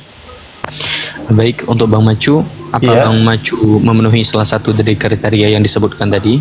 Oh, bisa, sangat bisa memenuhi itu. Jadi kalau mau diskusi bisa, mau saya bertanya, kalau boleh saya juga bisa bertanya. Kalau diskusi boleh, mau bertanya pun juga bisa. Bentar. Kalau berdiskusi, sekarang jabatan Anda sebagai siapa? Evangelis kah? Kalau evangelis bukan, pendeta juga bukan, pastor juga bukan. Saya Kristen Protestan. Saya belajar Alkitab ini karena sering ikut ibadah persekutuan ibadah. Jadi saya belajar baca Alkitab ini sudah selama 1 tahun. Saya baca sudah selesai. Sekarang saya lagi membaca lagi, mau belajar lagi. Jadi kalau mau berdiskusi, boleh kita berdiskusi kenapa Yesus disebut Tuhan ataukah seperti apa. Oke, boleh saya terima nih. Saya terima saudara ini dari cara bicaranya sepertinya bisa memenuhi kriteria. Walaupun dia tidak tunjukkan nanti kredibilitasnya, nggak apa-apa, asal nanti berdata ya. Tapi saya mau sholat zuhur dulu, brotherku. Mungkin dengan saudara-saudara, dengan Pak Dance dulu ngobrol boleh mungkin. Saya mau sholat sambil sholat, habis itu saya makan. Profil saya ada di TikTok itu jelas Pak Ibu. Saya jelas di situ. Saya tidak pernah ada pakai akun palsu. Saya jelas di situ. Status saya jelas, semuanya bisa dilihat situ. Itu profil saya, murni asli saya itu. Oke, ngobrol dulu dengan guru saya Pak Dance dulu ya, guru dalam kristologi nih Pak Dance ini nih ya. Ya, beliau ini salah satu mualaf kami yang mantan pendeta beliau ini dulu. Mantap. Anda cross check dulu. Mantap. Saya perlu beliau. Kita berdiskusi lah. Pak Dance ingin ayahanda bantu dulu Ananda mau sholat zuhur sama makan. Dibesarkan Pak Dance teman-teman, biar beliau dulu ngobrol santuy dengan saudara kita. Kita diskusi Bu ya. Santun. Diskusi aja ya Pak Dance. Ya ayahanda Dance, saya izin sholat zuhur sama makan siang dulu boleh? Ya. Ambil alih dulu ya. Boleh saya menunjukkan sesuatu, tolong dibesarkan dulu. Ya, host lanjut ya, Uni mute ya. Posisi kiri. Di posisi kiri. Siap. Oke, wait. Tunggu sebentar Bapak. Ya. Oke, sudah. Nah, seperti judul di sini disebutkan siapa Tuhan menurut Yesus. Tuhan menurut Yesus. Iya, iya, Nah, iya. Siap. pertama-tama kita harus mengetahui ya definisi Tuhan.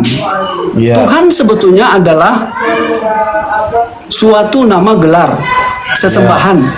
Benar. Ya, yang disebut Tuhan itu Sang Pencipta langit dan bumi. Nah, siapa sebetulnya Yesus? Nah, Yesus menurut Bible dia adalah Kurios, artinya junjungan atau tuan. Nah, saya tunjukkan ini ya, minta maaf ya, saya menyampaikan sesuatu sudah pasti pakai data. Ya, ini ya perlu diketahui ya, kita di sini diskusi santun. Saya tidak suka debat saling ya membantah satu sama lain, tetapi biar kita pakai data, jangan menyerang individual, itu maksud saya. Mari kita melihat sini, ini Lembaga Alkitab Indonesia Jakarta. Nah, kita melihat Yohanes pasal 13 ayatnya yang ke-13. Nah, di sini sebelah kiri di sini ada ya huruf Yunani. Nah, ada ungkapan di sini ya, bisa baca sini ya, ho didaskalos kai ho Kurios ya, Kurios. Nah, apa yang kita lihat ya pada terjemahan bahasa Indonesia, saya bacakan langsung ya, ayatnya yang ke-13. Kamu menyebut aku guru dan junjungan. Memang sepatutnya lah demikian, karena aku adalah guru dan junjungan. Nah, kata junjungan itu searah dengan bahasa Yunani ya, Kurios atau Kyrios. Ya, kenapa di sini tidak diterjemahkan Tuhan? Ya, walaupun ada kitab-kitab terjemahan yang diterbitkan oleh lain mengungkapkan Tuhan. Kalau menurut saya lebih tepat memang junjungan atau tuan. Kenapa? Karena kata Tuhan, saya seringkali menyampaikan ini ya, sudah beratus-ratus kali saya sampaikan. Kata Tuhan sendiri etimologinya, tahu nggak etimologi? Etimologi artinya asal usul kata. Asal usul kata Tuhan itu terdiri dari tuh dan yang disambung menjadi Tuhan. Nah, ini berasal dari bahasa Sanskerta. Tuh yang sendiri berasal dari bahasa Sanskerta ya. Tuh yang atau Tuhan itu adalah salah satu pemimpin dewa. Kalau berbicara dewa itu adalah ilah, sesembahan. Nah, Yesus sendiri memiliki sesembahan ya. Oke. Nah, mari kita melihat ya. Bible yang satu ini Bible tua tetapi sekarang masih dipakai ya. Kita melihat terjemahan Yohanes 13 ayat 13. Iya. Yohanes 13 ayat yang ke-13. Ya. Sebentar saya pakai kacamata yang satu ini.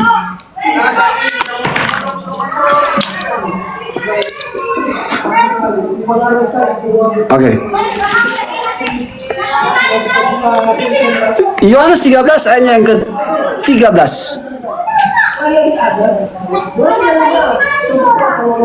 Kalian panggil aku guru dan tuan, dan kalian memang benar. Jadi di sini disebutkan tuan, ya, yang searah dengan bahasa asli. Karena kata Kurios, ketika kita telusuri etimologinya, ya, maka kata Kurios itu akan merujuk pada pengertian yang sebenarnya adalah tuan atau majikan, ya. ketika kami meyakini Yesus adalah utusan, Yesus adalah junjungan dan Tuhan, kami tidak pernah meremehkan Yesus, tetapi mengembalikan ke pengertian yang sebenarnya. Nah, mari kita membahas lebih ke dalam lagi, ya.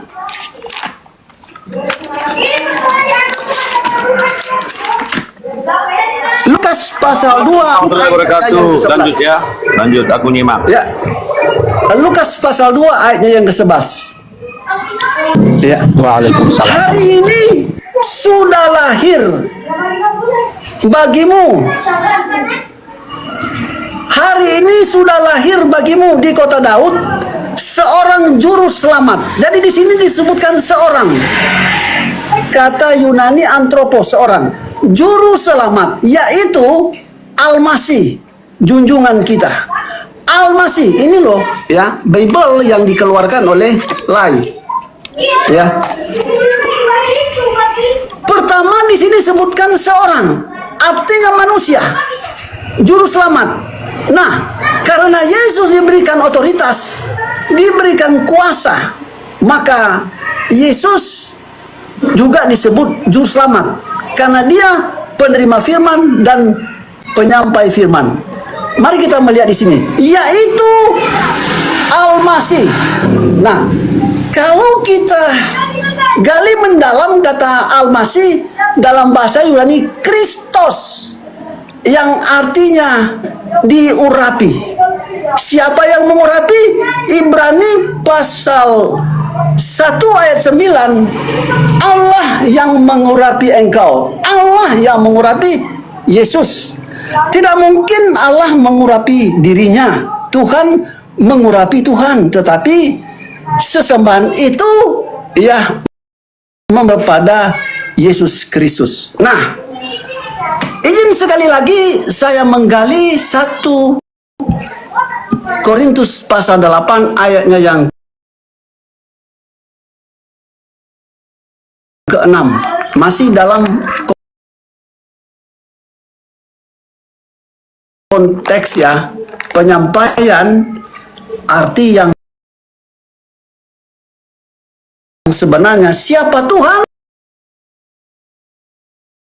siapa Allah dalam ya Bible yang searah dengan bahasa asli. Nah, kita langsung membuka di sini 1 Korintus pasalnya yang ke-8 ayatnya yang ke-6. Nah, kita baca di sini. Maaf ya, ini huruf terlalu kecil ini, tidak apa-apa. Saya sendiri sudah pakai kacamata, Asito masih ya memaksakan, tapi tidak apa-apa. Bagi kita hanya ada satu Allah. Nah, ini Bible mengungkapkan hanya satu Allah, bukan dua apalagi tiga. Ya, lanjut. Yaitu Bapa kita. Segala sesuatu diciptakan oleh Dia, dan kita hidup untuk Dia. Dan juga hanya ada satu Tuhan. Saya ulangi ya. Ya, ini saya tunjukkan. Ya. Hanya ada satu Tuhan. Bisa Anda lihat sini. Tuhan, ya. Yaitu Yesus Kristus. Segala sesuatu diciptakan melalui Dia, dan kita hidup melalui Dia. Dan di sini disebutkan segala sesuatu diciptakan melalui Dia. Melalui Dia artinya bukan Yesus pencipta, tetapi Yesus adalah media. Karena kata melalui Dia. Namun ada dalam terjemahan lain oleh Dia. Nah, ini tidak salah dengan bahasa Yunani, ya. Bahasa Yunani di melalui Dia, ya. Kata di itu Yunani artinya melalui. Nah, yang memiliki makna Allah Tuhannya menciptakan melalui firman atau perkataannya sendiri. Oke, silakan jika Anda membantah, monggo Pak, tetapi harus pakai data. Jika Anda menambahkan, kami lebih senang. Sekali lagi, salam toleransi. Jangan menyerang individual, tetapi menyerang data dengan menggunakan data. Silakan. Oke, itu tadi siapa? Pak Macu ya, Pak Macu. Pak Macu monitor. Pak Macu monitor. Masih ada kah orang ini? Halo? Bang Macu masih ada? Iya, ada. Saya ada. Oke, Pak Macu, gimana? Mau menanggapi apa yang dinarasikan oleh Pak Dance? Iya, bisa saya menanggapi ya. Oke, siap. Saya menanggapi bahwa apa yang disampaikan Pak Dance itu lebih banyak pada ilmu teologis ya. Kalau di Kristen itu ilmu teologis itu tidak dipakai. Yang dipakai adalah berbahagialah orang yang tidak melihat tetapi percaya. Itulah panggilan kita sebagai orang yang mengenal Kristus ya. Berbahagialah mereka yang tidak melihat tetapi percaya. Jadi kita di Kristen ini hanya diminta untuk percaya. Kalau kita tidak melihat pun tetapi cukup percaya. Nah, apa yang disampaikan Pak Dance ya, beliau mantan dari Kristen. Saya sangat bersyukur bahwa saya bisa bertemu orang-orang hebat di sini. Ya, saya mau jelaskan bahwa apa yang disampaikan Pak Dance Yohanes itu sudah pada umumnya sudah sering didiskusikan. Tapi Pak Dance harus mengkawinkan semuanya ayat-ayat itu, bahwa kenapa Yesus disebut Tuhan dan Allah, Yesus sendiri yang menyatakannya. Jadi disitulah Pak Dance harus lihat awalnya itu dari Kejadian, supaya pada mula firman bersama-sama dengan Allah, firman itu adalah Allah, dan dia sudah dinubuatkan pada waktu Kejadian itu, kejatuhan Adam dan Hawa itu sudah dinubuatkan bahwa dari keturunan mula akan menginjak kepala ular, itu iblis, karena yang menjatuhkan manusia Adam pertama itu yang harusnya dia itu adalah manusia yang akan membawa kerajaan yang kekal, tetapi karena kejatuhan dosalah, makanya terputuslah hubungan antara manusia dengan Allah. Jadi Pak Dance harus memahami konteks dari sejarah itu. Sejarahnya jangan lihat ilmu teologisnya, itu keliru. Sejarahnya lah, lihat dari Alkitab, jangan belajar dari Alkitab A, B, dan C, cukup historis dari sejarah dari Alkitab. Oke, itu akan menuntun kita. Iya. Pak Macu, coba ditunjukkan datanya, pakai data coba. Lanjut. Oke, kita bisa lihat di Lukas 19 ayat 31, Yesus menyatakan dirinya Tuhan. Itu ada di situ. Terus ada di Kolose 1 ayat 16, itu tentang keutamaan Kristus itu seperti apa. Lukas berapa ya? Lukas berapa supaya saya lihat dari sini? Lukas 19 ayat 31 Pak Dance. Oke, izin saya baca, boleh? Izin saya baca apa? Bisa. Iya, siap. Baca. Lukas 19 ayatnya yang ke 31 ya, izin ya saudaraku ya. Siap saudaraku. Saya anggap juga Anda sahabat yang baik ya. Ya, siap. Saling kita mengisi ya. Oke, ayatnya yang ke-31. Jika ada orang bertanya kepadamu, mengapa kamu melepaskannya? Jawablah begini, Tuhan memerlukannya. Tapi di sini kan dalam bahasa asli kurios, artinya Tuhan memerlukannya. Oke, silakan lanjut. Iya, terus saudara bisa baca Anda juga. Katakan di sini dia adalah sesembahan, dia adalah Allah di sini. Coba Anda berikan argumentasi ditambah katanya lagi. Pak Dance, ya ada di Lukas 8 ayat 20. Giliran Yesus yang menyatakan Yesus itu Tuhan itu tadi Pak Dance sudah sampaikan, malaikat yang menyampaikannya langsung bahwa akan datang juru selamat. Kita lihat itu korelasinya. Oke, Lukas 8 ayat yang ke-20. Lukas 2 ayat 8 sampai ayat 20. Oh, saya sudah baca tadi Lukas 2. Iya, benar. Sudah ya. Lukas 2 ayat 8 ya. Oke, saya bacakan ya. Iya. Sebentar saya bacakan Lukas 2 ayat yang ke-8 ya. Sampai 20, sampai yang ke-20 itu bicara tentang kelahiran Yesus. Malaikat sendiri yang menyampaikannya. Di daerah itu ada gembala-gembala yang tinggal di padang menjaga kawanan ternak mereka pada waktu itu, pada waktu malam. Ini terlalu panjang Pak ya. Biar kita menyampaikan ya tentang gembala-gembala ya. Yesus. Yesus malaikat menyampaikan itu langsung kepada Yesus. Ya, oke. Nah, gini Pak ya. Kalau saya perhatiin ya, seperti saya telah bacakan tadi, Lukas pasalnya yang ke-2, izin saya menggali ya secara mendetail ya. Lukas pasal 2 ya, kuncinya dari ayat 8 sampai 20, kuncinya itu pada ayat yang ke-11.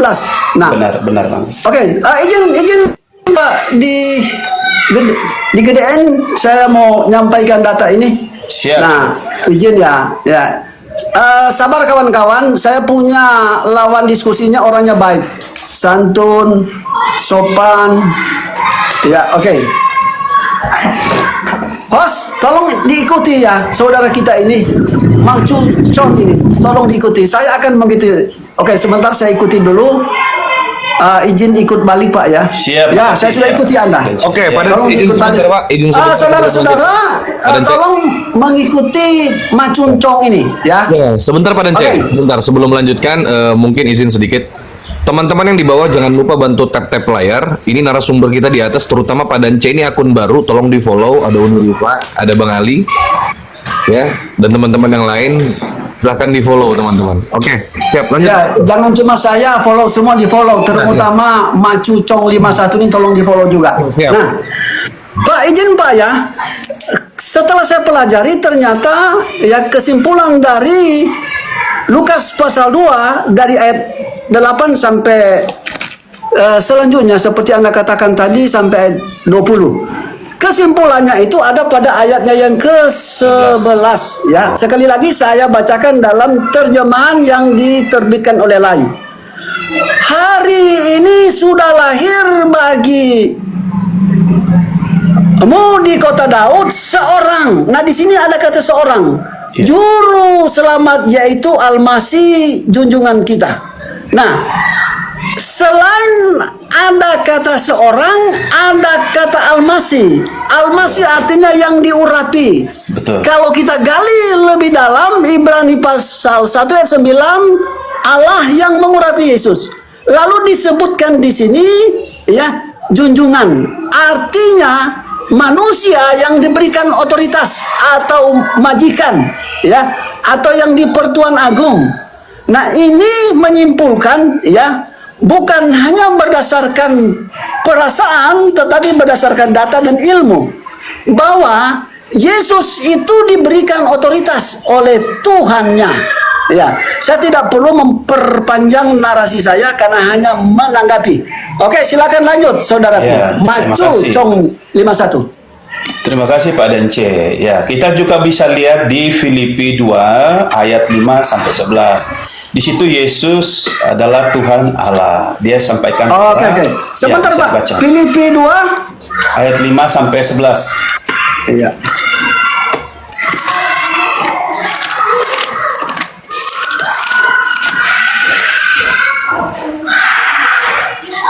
Ya, lanjut saja Pak, lanjut saja. Sementara Ya. saya melihat ini. Ya, jadi yang perlu mungkin kita diskusi ini, kalau kita berbicara tentang kealahan, kalau Kristen itu jelas meyakini bahwa Allah itu berwujud, tidak bukan hanya roh, tapi dia berwujud ya.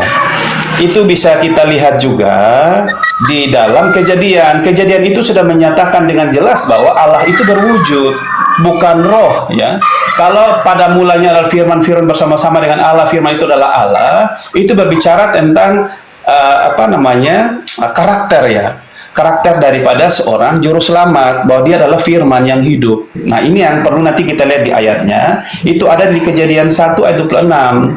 Jadi mungkin kita akan lihat juga nanti setelah kita lihat Filipi ini, nanti kita akan kembali ke sana supaya bisa tahu bahwa apakah Allah itu hanya zat ataukah hanya roh? Tidak. Allah itu adalah berwujud manusia. Allah itu manusia, bukan hanya roh ya. Nanti saya akan buktikan ayatnya supaya kita semua ini memahami benar bahwa kita tidak menyembah Allah yang tidak kelihatan, tapi kita menyembah Allah yang jelas. Kita mengenal Dia yang Dia sudah datang menyerupai tubuh manusia yang menggunakan nama Yesus Kristus itu sebagai Tuhan dan Juru Selamat kita, tapi kita menolak Dia, dan itu sudah ditolak sebelumnya oleh bangsa Israel. Bangsa Israel sampai detik ini pun, tidak semua ya, ada segelintir bangsa Yahudi yang masih menolak Allah Israel yang sebenarnya namanya Yesus Kristus itu. Nah, di situ juga sudah dinubuatkan bahwa batu penjuru itu telah dibuang. Nah, karena bersyukurnya kita itu ada di, kalau batu penjuru yang dibuang itu kalau tidak salah ya, saya ingat itu ada di Mazmur ya. Ada di Mazmur itu ada tiga ayat Alkitab yang menyatakan jelas bahwa keselamatan itu telah dibuang dengan sebenarnya milik bangsa Israel, tapi karena mereka buang, bersyukurlah bangsa Indonesia, kita ini yang tinggal di Indonesia, yang menerima itu sebagai hal yang cuma-cuma. Karena keselamatan itu telah dibuang, batu penjuru dibuang oleh bangsa Israel, yang harusnya keselamatan milik mereka, mereka menyia-nyiakan itu, maka menjadi milik bangsa-bangsa. Harusnya kita bersyukur di situ. Nah, itu ada di Mazmur 118 ayat 22 sampai 23 kalau tidak salah. Ada juga di Matius 21 ayat 42 kalau tidak salah, nanti bisa dilihat. Sama kemungkinan besar ada di Kisah Rasul 4 ayat 11. Itu menyatakan dengan jelas bahwa batu penjuru itu telah dibuang, maka batu penjuru itu telah menjadi milik semua bangsa. Dan itu berbicara tentang siapa? Tentang Yesus Kristus itu, anak Allah yang telah turun menjadi manusia. Dia adalah Allah yang telah merendahkan dirinya untuk supaya menjadi yang tidak berdosa menjadi berdosa hanya untuk tujuan penyelamatan manusia, tapi semuanya manusianya menolak dia. Karena itulah dia menyampaikan bahwa berbahagialah mereka yang tidak melihat, generasi kita ini tidak melihat, tetapi cukup percaya. Jadi kita ketika kita mempercayai dia, kita menerima keselamatan itu, Pak. Nah ini, jadi kita diskusi ini supaya kita memahami benar tentang konteks keselamatan. Ya mungkin sudah dapat ayatnya kok supaya dibaca, jadi kita jangan dulu saya seperti pengkhotbah di sini, Pak. Terima kasih. Oke, ya. Oke, gini ya. Oh ya, host, bagaimana host? Silakan. Kalau ada yang ingin Anda mau sampaikan. Lanjut, Nah, oke, gini ya. Anda mengatakan pada Filipi pasal 2 ya, mulai dari ayat 1 sampai seterusnya, Anda mengatakan Filipi bahwa 2 ayat 5, Pak. Ayat 5 sampai 11. Filipi 2 ayat 5 sampai 11. Ya. Nah, begini, saya bacakan ya, sebaiknya saya bacakan ya. Filipi 2 ayat 5 sampai 11. Hendaklah kamu dalam hidupmu bersama-sama menaruh pikiran dan perasaan yang terdapat juga dalam Kristus Yesus. Ayat 6. Yang walaupun dalam serupa Allah. Jadi di sini Pak, serupa Allah. Nah, dalam bahasa Inggris, who being in very nature God. Yang keberadaannya di dalam sifat-sifat Allah. Nah, dalam bahasa Yunani juga itu, di dalam sifat-sifat Allah. Nah, di sini ternyata Yesus bukan Allah. Cuman kenapa dalam bahasa Indonesia serupa? Kenapa? Karena Yesus dipenuhi oleh Roh Kudus berdasarkan Lukas pasal 4 ayat 1. Maka apa yang dipikirkan oleh Yesus, apa yang disampaikan oleh Yesus, itu adalah ilham dari Roh Kudus yang menguasai dia. Saya bacakan terus Pak ya. Yang walaupun dalam rupa Allah tidak menganggap kesetaraan dengan Allah. Nah, walaupun dia memiliki ya sifat-sifat Allah, tidak setara dengan Allah. Jadi Bible mengungkapkan dia tidak setara dengan Allah. Nah, saya baca ayatnya yang ke-7. Melainkan telah mengosongkan dirinya sendiri dan mengambil rupa seorang hamba dan menjadi sama dengan manusia. Nah, ternyata Yesus juga sama dengan manusia. Ayat 8. Dan dalam keadaan sebagai manusia, ia telah merendahkan dirinya dan taat sampai mati, bahkan sampai mati di kayu salib. Jadi dia sampai mati taat kepada Allah. Ayat 9, itulah sebabnya Allah sangat meninggikan dia dan mengaruniakan kepadanya nama di atas segala nama. Nah, di sini Allah mengaruniakan nama atas segala nama. Kenapa? Karena di dalam Yesus ada Roh Allah, ada Firman Allah. Jadi di sini bukan Yesus ada Allah, tetapi Roh Allah ada di dalam Yesus, yaitu Roh Kudus yang memenuhi dia. Oke Pak, saya pikir itu saja. Ya, baik. Saya jelaskan. Mungkin kita diskusi lagi ya, Pak ya. Ayat Alkitab saya ini kemungkinan besar masih banyak. Nanti kita akan sharing. Tapi saya menjawab dulu apa yang disampaikan oleh Bapak ini ya. Bentar. Kalau menurut sebelum dilanjutkan bentar. Iya, ya siap. Kalau misalkan kita membawa konteks Bible, maka lebih supaya enggak rancu penafsirannya, bisa kita kritik teks ini. Kita lihat di original text, benarkah seperti itu atau tidak? Nah, nanti baru kita merujuk kepada data historis. begitu, biar fair. Karena kalau kita merujuk kepada penafsiran ntar rancu jadinya. Karena kenapa? Karena kata kurios saja bisa jadi Tuhan. Kata yang sepadang dengan Lord, kurios Lord, ya Tuhan, itu bisa jadi Tuhan. Kalau kita menafsir, kalau kita mengambil kepada penafsiran. Tapi kalau kita merujuk kepada kritik teks, nah nanti bakal ketahuan ini sama nggak sama penafsiran, gitu. Lanjut. Baik, makasih saya lanjut ya. Jadi apa yang mau saya jelaskan, Pak sudah jelaskan, bagus sekali ya, biar diskusi ini lebih menarik dan lebih indah ya. Jadi sama mendengar. Jadi kenapa Yesus disebut Tuhan, dia harus merendahkan dirinya, itu kita harus pahami benar ya. Apakah ciri-ciri, mungkin kita bisa diskusi lah, ciri-ciri Allah menurut saudara-saudara yang ada di ini seperti apa? Apakah seorang manusia yang manusia biasa itu mempunyai nama yang berkuasa atas dunia ini, ataukah kita harus menyembah Allah yang namanya siapa selain nama Yesus yang lebih berkuasa? Nah, sampai saat ini, sampai detik ini pun, saya belum pernah mendapatkan ada satu nama yang punya kuasa, yang hanya karena namanya bisa membuat segala sesuatu itu sangat luar biasa yang terjadi dalam dunia ini. Belum pernah ada. Apakah itu nama Yahweh, apakah itu nama Allah siapapun. Tapi kalau menggunakan nama Yesus itu, semua lutut bertekuk, semua lidah mengaku Yesus Kristus Tuhan. Itulah. Iblis-iblis, setan-setan pun pada kabur semuanya dengan nama Yesus itu. Karena nama Yesus itu baca dulu Matius 7, 21, 23 itu. Oke. Nanti kita lanjut Pak. Jangan diskusi lebih menarik kalau kita saling mendengar, biar jangan saling ini. Nanti akan menuju ke sana Pak. Nanti kita akan menuju ke sana. Jadi kalau mau ditafsirkan bahwa apakah Yesus itu Kristus atau Tuhan, Yesus Kristus Tuhan atau bukan, kita bisa lihat ciri-ciri Allah itu seperti apa. Itulah. Apakah Allah itu penuh kuasa atau tidak? Kalau nama Yesus saja mempunyai kuasa, pertanyaannya apakah dia Allah? Apakah nama Yesus itu bisa melakukan sesuatu yang menurut supranatural tidak mungkin itu bisa menjadi mungkin? Kalau bisa itu, kenapa nama Yesus itu begitu pun punya kuasa yang tidak dimiliki oleh nama lain selain nama Yesus? Itu ciri-ciri Allah. Kita bisa lihat konteks itu ya. Entahlah ini mau dinilai bahwa itu tetap manusia, oke, itu masing-masing dari cara berpikir kita. Izin Bang Maju. Maaf saya potong. Apakah Anda menganggap bahwa Yesus dan Allah itu adalah setara? Yesus dan Allah itu satu, ya. Memang mereka kalau dalam hal apa? Satu dalam hal apa? Saya lihat. Kita bisa lihat. Ya. Izin bentar ya, saya izin bentar ya di Parkon dulu ya. Tunggu dulu deh sebentar. Satu dalam hal apa? Dalam hal kealahan. Jadi karena Allah telah memberikan semuanya yang tadi sudah dibaca itu semuanya. Tadi jelas itu sudah jelas bahwa satu dalam hal perwujudan di mana dikatakan Iya. Jadi ya saya jelaskan dulu biar supaya jelas bertentangan semua datamu. Ya, Bang. Yohanes ini ya. Oke. Saya baca ya. Yohanes bisa dibaca di Yohanes 10 ayat 20. Ayat 30 tahu aku. Ayat 30 ya. Baca selanjutnya. Oke, sebentar Bang Ali. Iya, sebentar Bang. Yohanes 10 ayat 30. Mohon izin, saya jelaskan ini ayat saya itu referensinya ada, tapi saya masih ingat-ingat. Ya, baca ya. Kamu penggal kalimatnya. Banyak. Ayatnya dibaca dong. Karena kita bicara tentang Yesus. Iya, sebentar Bang Ali, sabar. Demikian Yesus. Jadi saya menjelaskan tentang apa yang perlu saya jelaskan tentang Yesus yang saya sebut sebagai Allah. Karena memang kita sebagai orang Kristen memang percaya itu.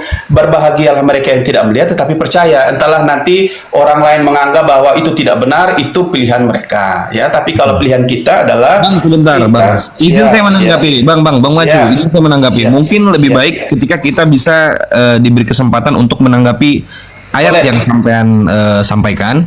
Boleh. Di sini Anda mengatakan Yesus dan Bapa adalah satu berdasarkan Yohanes 10:30. Iya. Kita baca dari ayat yang ke-25, Bang. Boleh. Yohanes 10 ayat yang ke-25 di sini tertulis, Yesus menjawab mereka, "Aku telah mengatakannya kepada kamu, tetapi kamu tidak percaya. Pekerjaan-pekerjaan yang kulakukan dalam nama Bapakku itulah yang memberikan kesaksian tentang aku." Artinya bisa kita simpulkan Yesus dan Bapa adalah satu. Di dalam Yohanes 10:30 itu dalam hal pekerjaan atau dalam hal pengajaran bukan satu kesatuan dalam konteks perwujudan.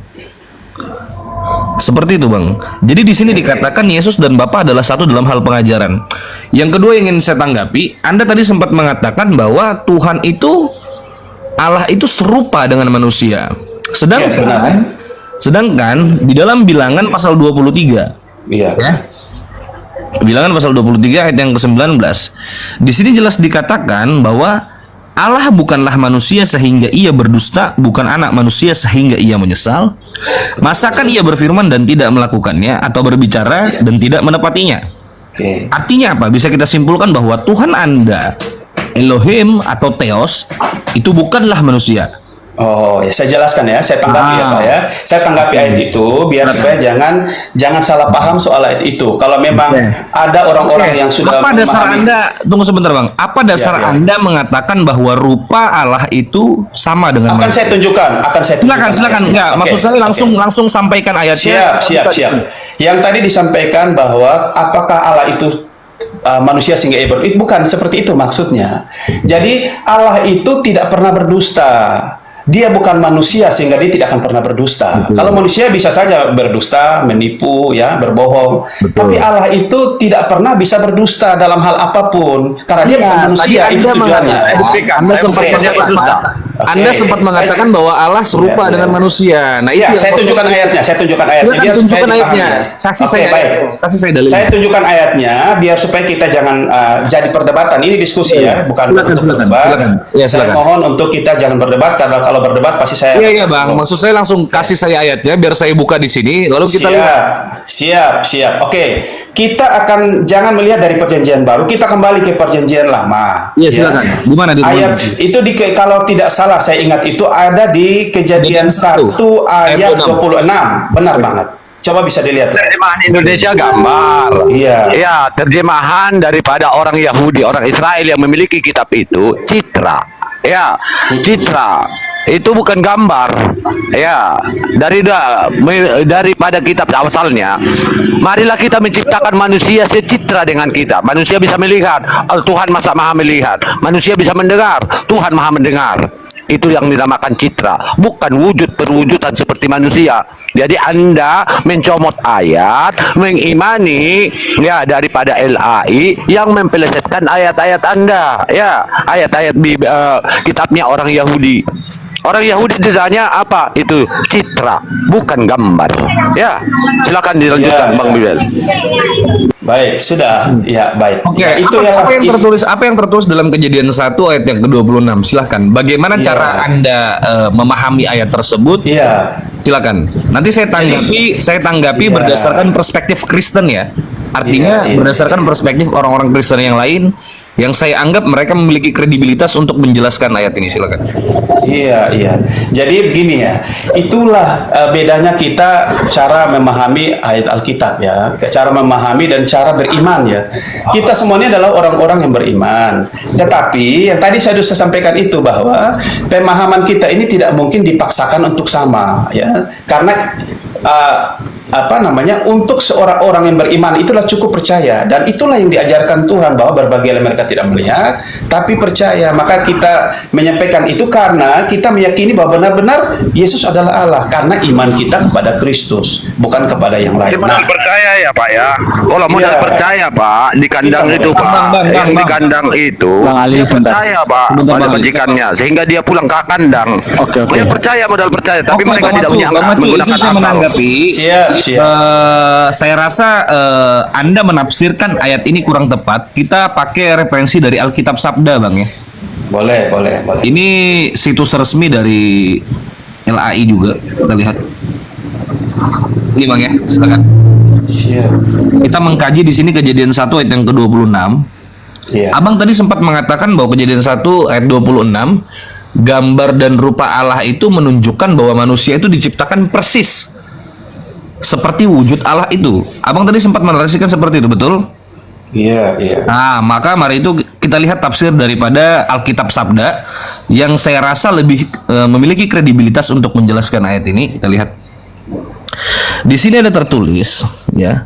Di dalam Kejadian 1 ayat 26 kita membaca tentang penciptaan manusia. ya, memberikan rincian yang lebih lengkap mengenai penciptaan dan lingkungan mereka, kedua kisah ini saling melengkapi dan mengejarkan beberapa hal, ya. Di sini dikatakan, sebentar, manusia memiliki keserupaan moral. Jadi yang dikatakan serupa itu artinya adalah manusia memiliki keserupaan moral dengan Allah karena mereka tidak berdosa dan kudus, memiliki hikmat, hati yang mengasihi dan kehendak untuk melakukan yang benar. Nah, ayat ini berkorelasi dengan Efesus pasal 4 ayat 24. Ya, mereka hidup dalam persekutuan pribadi dengan Allah. Ingat ya, mereka hidup dalam persekutuan pribadi dengan Allah yang meliputi ketaatan moral, berkorelasi dengan Kejadian pasal 2 ayat 16 sampai 17, dan hubungan yang intim. Ketika Adam dan Hawa berdosa, keserupaan moral dengan Allah ini tercemar, berkorelasi dengan Kejadian 6 ayat 5. Dalam proses penebusan, orang percaya harus diperbaharui kepada keserupaan moral itu. Ya. Jadi, yang dimaksud segambar dan serupa itu bukan bentuk fisiknya. Gitu, Bang. Paham maksud saya? Iya. Nah, jadi saya rasa Anda menafsirkan itu, narasi Anda terlalu berlebih-lebihan kalau menurut saya. Apa yang Anda sampaikan itu karena tidak sesuai dengan pandangan kekristenan itu sendiri. Baiklah. Jadi kalau kita melihat Alkitab itu dari kajian A, kajian B, dan kajian C, maka kita tidak akan pernah mendalami yang namanya memahami benar tentang apa yang Bang Macu, izin, Alkitab yang Anda pakai hari ini, Alkitab yang Anda pakai hari ini adalah hasil daripada terjemahan mereka, Bang. Iya, benar. Dan menurut saya mereka adalah orang-orang yang memiliki kredibilitas, walaupun kadang-kadang agak luput juga untuk menjelaskan tentang ayat tersebut. Iya, setuju. Nah, jadi yang saya sampaikan ini adalah data. Artinya apa? Bisa kita simpulkan perkataan Abang yang menyatakan, pernyataan Abang tadi yang mengatakan bahwa Allah dan manusia itu serupa dalam bentuk perwujudan, itu terbantahkan dengan tafsir daripada Alkitab Sabda. Tidak terbantahkan, karena itu ayat itu jelas terbantahkan, Bang. Tidak terbantahkan, tidak. Nah, yang kedua sebentar, Bang, izin sedikit lagi. Abang mengatakan tadi bahwa Tuhan itu bisa dilihat, kata Abang. Bisa, ya. Nah, Anda membantah dalil dalam Bible di dalam 1 Timotius pasal 6 ayat 16. Silakan Abang buka. Iya. 1 Timotius. Silakan, mungkin bisa dibantu di situ. Oke, 1 Timotius. Ya. Jadi entah tafsir yang mana yang Anda pakai ini, saya. Iya. Nih, Anda mengatakan bahwa Tuhan itu bisa dilihat, saya agak bingung. Soalnya ada tertulis dalam Bible, di dalam 1 Timotius pasal 6 ayat 16, dialah satu-satunya yang tidak takluk kepada maut, bersemayam dalam terang yang tak terhampiri, seorang pun tak pernah melihat dia, ya, dan memang manusia tidak dapat melihat dia. Baginya lah hormat dan kuasa yang kekal. Amin. Iya.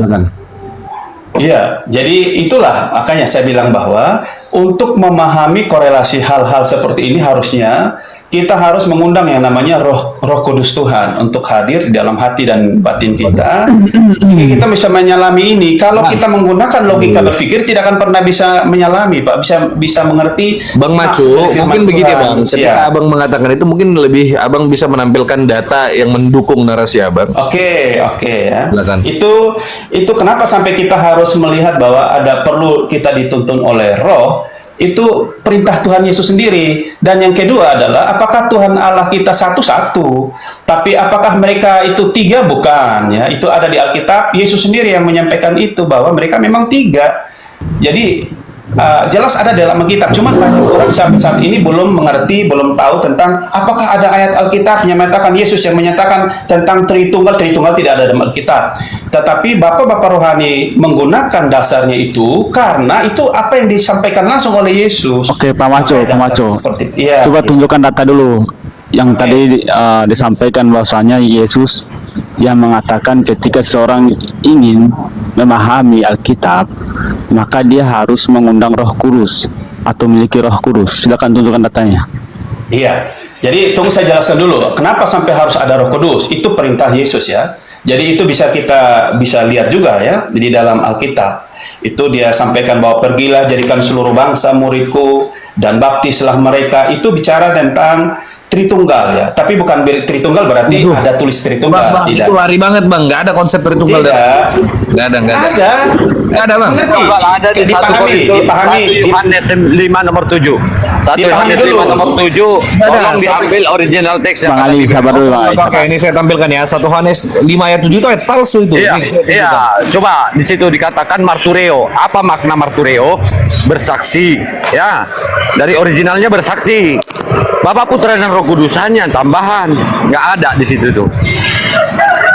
Iya. Jadi bisa juga dilihat di dalam Markus 16 ayat 15. Itu kenapa sampai kita harus percaya yang namanya Roh Kudus yang akan menyertai kita sampai pada akhir zaman. Jadi yang menyertai kita sampai saat ini pun hanya Roh Kudus, dan yang bisa menyalami kebenaran firman Tuhan Sini itu, ya, orang memahami dan benar itu. Bang, data Ya. tuh begini bang. Aduh. Saya kalau narasi ya agak susah. Jadi tentang konsep Tritunggal itu seringkali dibawa sama teman Kristen tuh dari 1 Yohanes pasal 5 ayat 7. Tidak, saya tidak pakai itu, Pak. Pakai saja, sebentar, Pak. Bang. Saya ingin membahas ini sebab ada tiga yang memberi kesaksian ya di dalam sorga, yaitu Bapa, Firman, dan Roh Kudus. Dan ketiganya adalah satu. Kita lihat. Di sini ada tertulis ya. Bagian ayat ini tidak terdapat dalam naskah-naskah Yunani yang paling tua, dan tidak pula dalam terjemahan-terjemahan kuno, bahkan tidak dalam naskah-naskah paling baik dari Vulgata. Bagian ini kiranya aslinya sebuah catatan di pinggir halaman salah satu naskah terjemahan Latin yang kemudian disisipkan ke dalam naskah-naskah oleh penyalin, dan akhirnya bahkan disisipkan ke dalam beberapa naskah Yunani. Karenanya bagian ini pasti tidak asli.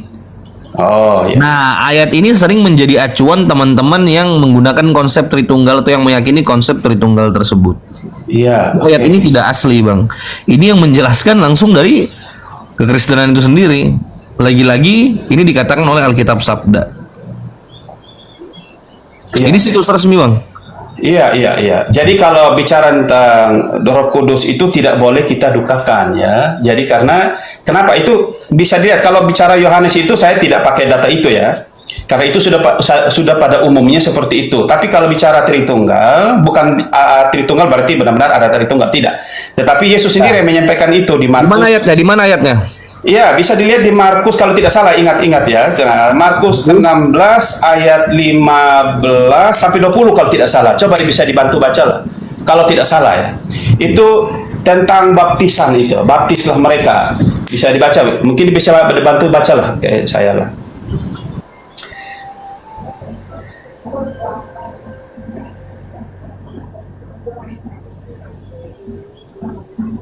Atau yang paling yang mungkin juga yang bisa langsung 15 ya boleh. Lalu ia berkata kepada mereka, pergilah ke seluruh dunia, beritakanlah Injil kepada segala makhluk. Siapa yang percaya dan dibaptis akan diselamatkan, tetapi siapa yang tidak percaya akan dihukum. Tanda-tanda ini akan menyertai orang-orang yang percaya.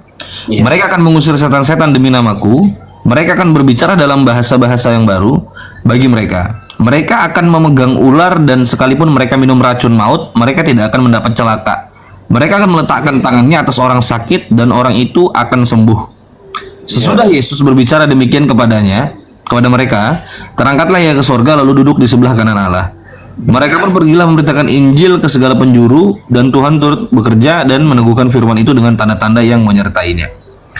Di mana ini tidak menjelaskan konsep Tritunggal, Bang? Baptis ya. Pergilah ada tentang baptisan tidak? Pergilah sajikan seluruh bangsa muridku dan baptislah. Iya, jadi itu perintah Yesus ya. Jadi memang orang Kristen ini kita mendengar yang namanya perintah Yesus yang terakhir itu adalah pergilah jadikan seluruh bangsa muridku dan baptislah mereka dalam nama Bapa, Putra dan Roh Kudus. Dan disitulah bicara tentang Tritunggal itu lahir, bahwa Yesus sendiri yang menyatakannya. Selama ini belum pernah ada satupun yang menyampaikan ini. Ini hari ini saya sampaikan ke kita supaya kita paham benar bahwa konsep Tritunggal itu lahir dari apa yang disampaikan oleh Yesus Kristus. Hari ini saya sampaikan di roomnya Bapak, supaya kita sama-sama memaham itu. Yang kedua, itu diperkuat di dalam Matius 28 ayat 19. Jelas di situ juga yang sama. Di mana di Matius berapa? Matius 28 ayat 19. Kalau tidak salah ya, saya ingat-ingat saja karena memang saya lagi ini. Jadi kalau salah saya mohon maaf karena memang saya lagi ingat-ingat ayatnya, bisa dipahami ya.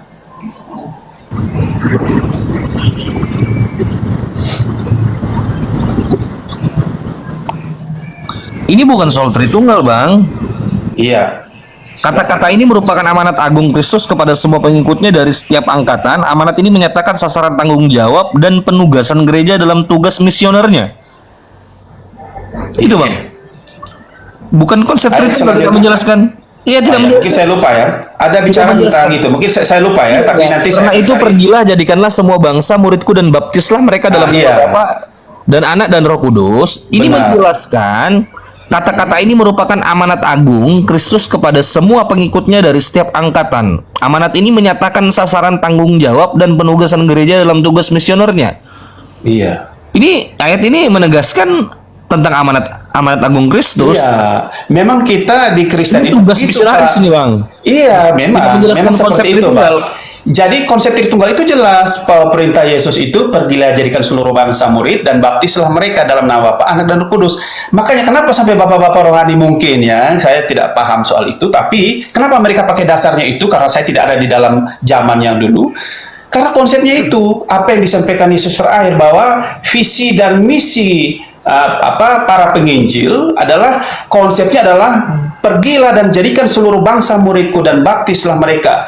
Jadi tanda-tandanya akan menyertai engkau sampai pada akhir zaman, dan Tuhan Roh Kudus yang akan menyertai kita sampai pada akhir zaman. Masa Yesus itu telah selesai. Yesus telah mengirimkan yang namanya Roh Penolong itu. Roh Penolong itu adalah Yesus Kristus. Izin saya tambahkan ya, host. Saya tambahkan. Silakan Bang Lence. Ya gini ya. Matius pasal 28 ayat 19 itu ada ayat kontroversi. Ada beberapa pakar teologi yang mengatakan ini adalah ayat sisipan. Nah, bagaimana cara kita mengenal itu ayat sisipan? Karena ayat ini dibantah oleh Bible itu sendiri. Nah, bukankah Yesus memerintahkan, jadikanlah sekalian bangsa itu muridku dan baptiskanlah mereka dalam nama Bapa, Putra, Kudus. Ini ada perintah membaptis dalam nama Bapa, Putra, Kudus. Kenyataannya para rasul-rasul itu tidak pernah membaptiskan dalam nama Bapa, Putra, dan Roh Kudus. Nah, kalau toh itu memang betul perintah Yesus atau Yesus yang asli, maka murid-muridnya membaptis dalam nama Bapa, Putra, Roh Kudus. Mari kita melihat Kisah Para Rasul pasal 10 ayatnya yang ke-48. Lalu ia menyuruh mereka dibaptis dalam nama Yesus Kristus. Di sini Petrus tidak membaptis dalam nama Bapa, Putra, Kudus. Artinya Yesus dibantah oleh muridnya. Lagi-lagi pada Kisah Para Rasul pasalnya yang ke-19 ayat 5 saya baca. Ketika mereka mendengar hal itu, mereka dibaptis dalam nama Tuhan Yesus. Lagi-lagi Rasul Paulus membaptis dalam nama Yesus Kristus. Artinya Petrus dan Paulus membantah ucapan Yesus, baptiskanlah mereka dalam nama Bapa, Putra, dan Roh Kudus. Seharusnya apa yang diperintahkan oleh Yesus dilakukan oleh para rasul dan turun-temurun sampai sekarang itu dilakukan. Namun para rasul sebagai tokoh Injil yang pertama-tama membantah ucapan Yesus itu sendiri, membuktikan para pakar mengungkapkan ini adalah ayat sisipan, termasuk Gereja Pantekosta Serikat di Indonesia. Saya dulu pendeta di situ.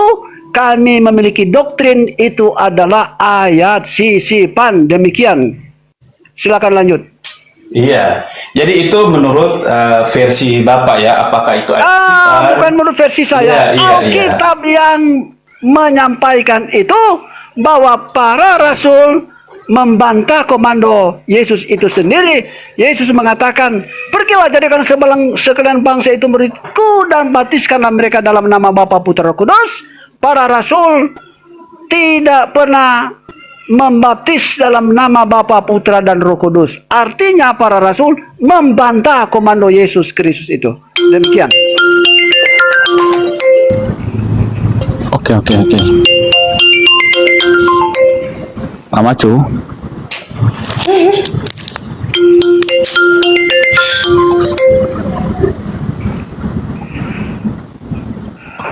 Oke, teman-teman, mungkin kita langsung beralih ke Bunda Rifa. Halo? Ya, halo. Halo, Pak. Ya, Pak Macu. Halo? Ya, halo. Iya. Mungkin terputus suaranya, Pak. Oh iya. Iya. Suaranya bagus itu, Pak Macu. Halo? Dari ke sini. Tapi nggak tahu. Bagus suaranya. Dia. Ada telepon ya? Oh, dia terima telepon. Berakhir sudah diskusi dan debat Unirifa dan apologet Islam lain yang telah memberikan kita ilmu dan pengetahuan tentang ajaran Islam dan ajaran Kristen. Semoga ilmu yang kita dapat dari diskusi dan debat ini dapat membentengi kita dari permutatan, yang mana pada saat sekarang banyaknya misionaris mencari muslim yang awam untuk dimurtadkan. Saya akhiri video ini. Terima kasih kepada saudara-saudari muslim semua yang telah mengikuti diskusi ini sampai habis. Sampai ketemu lagi dan nantikan video-video diskusi dan debat apologet Islam selanjutnya. Assalamualaikum warahmatullahi wabarakatuh.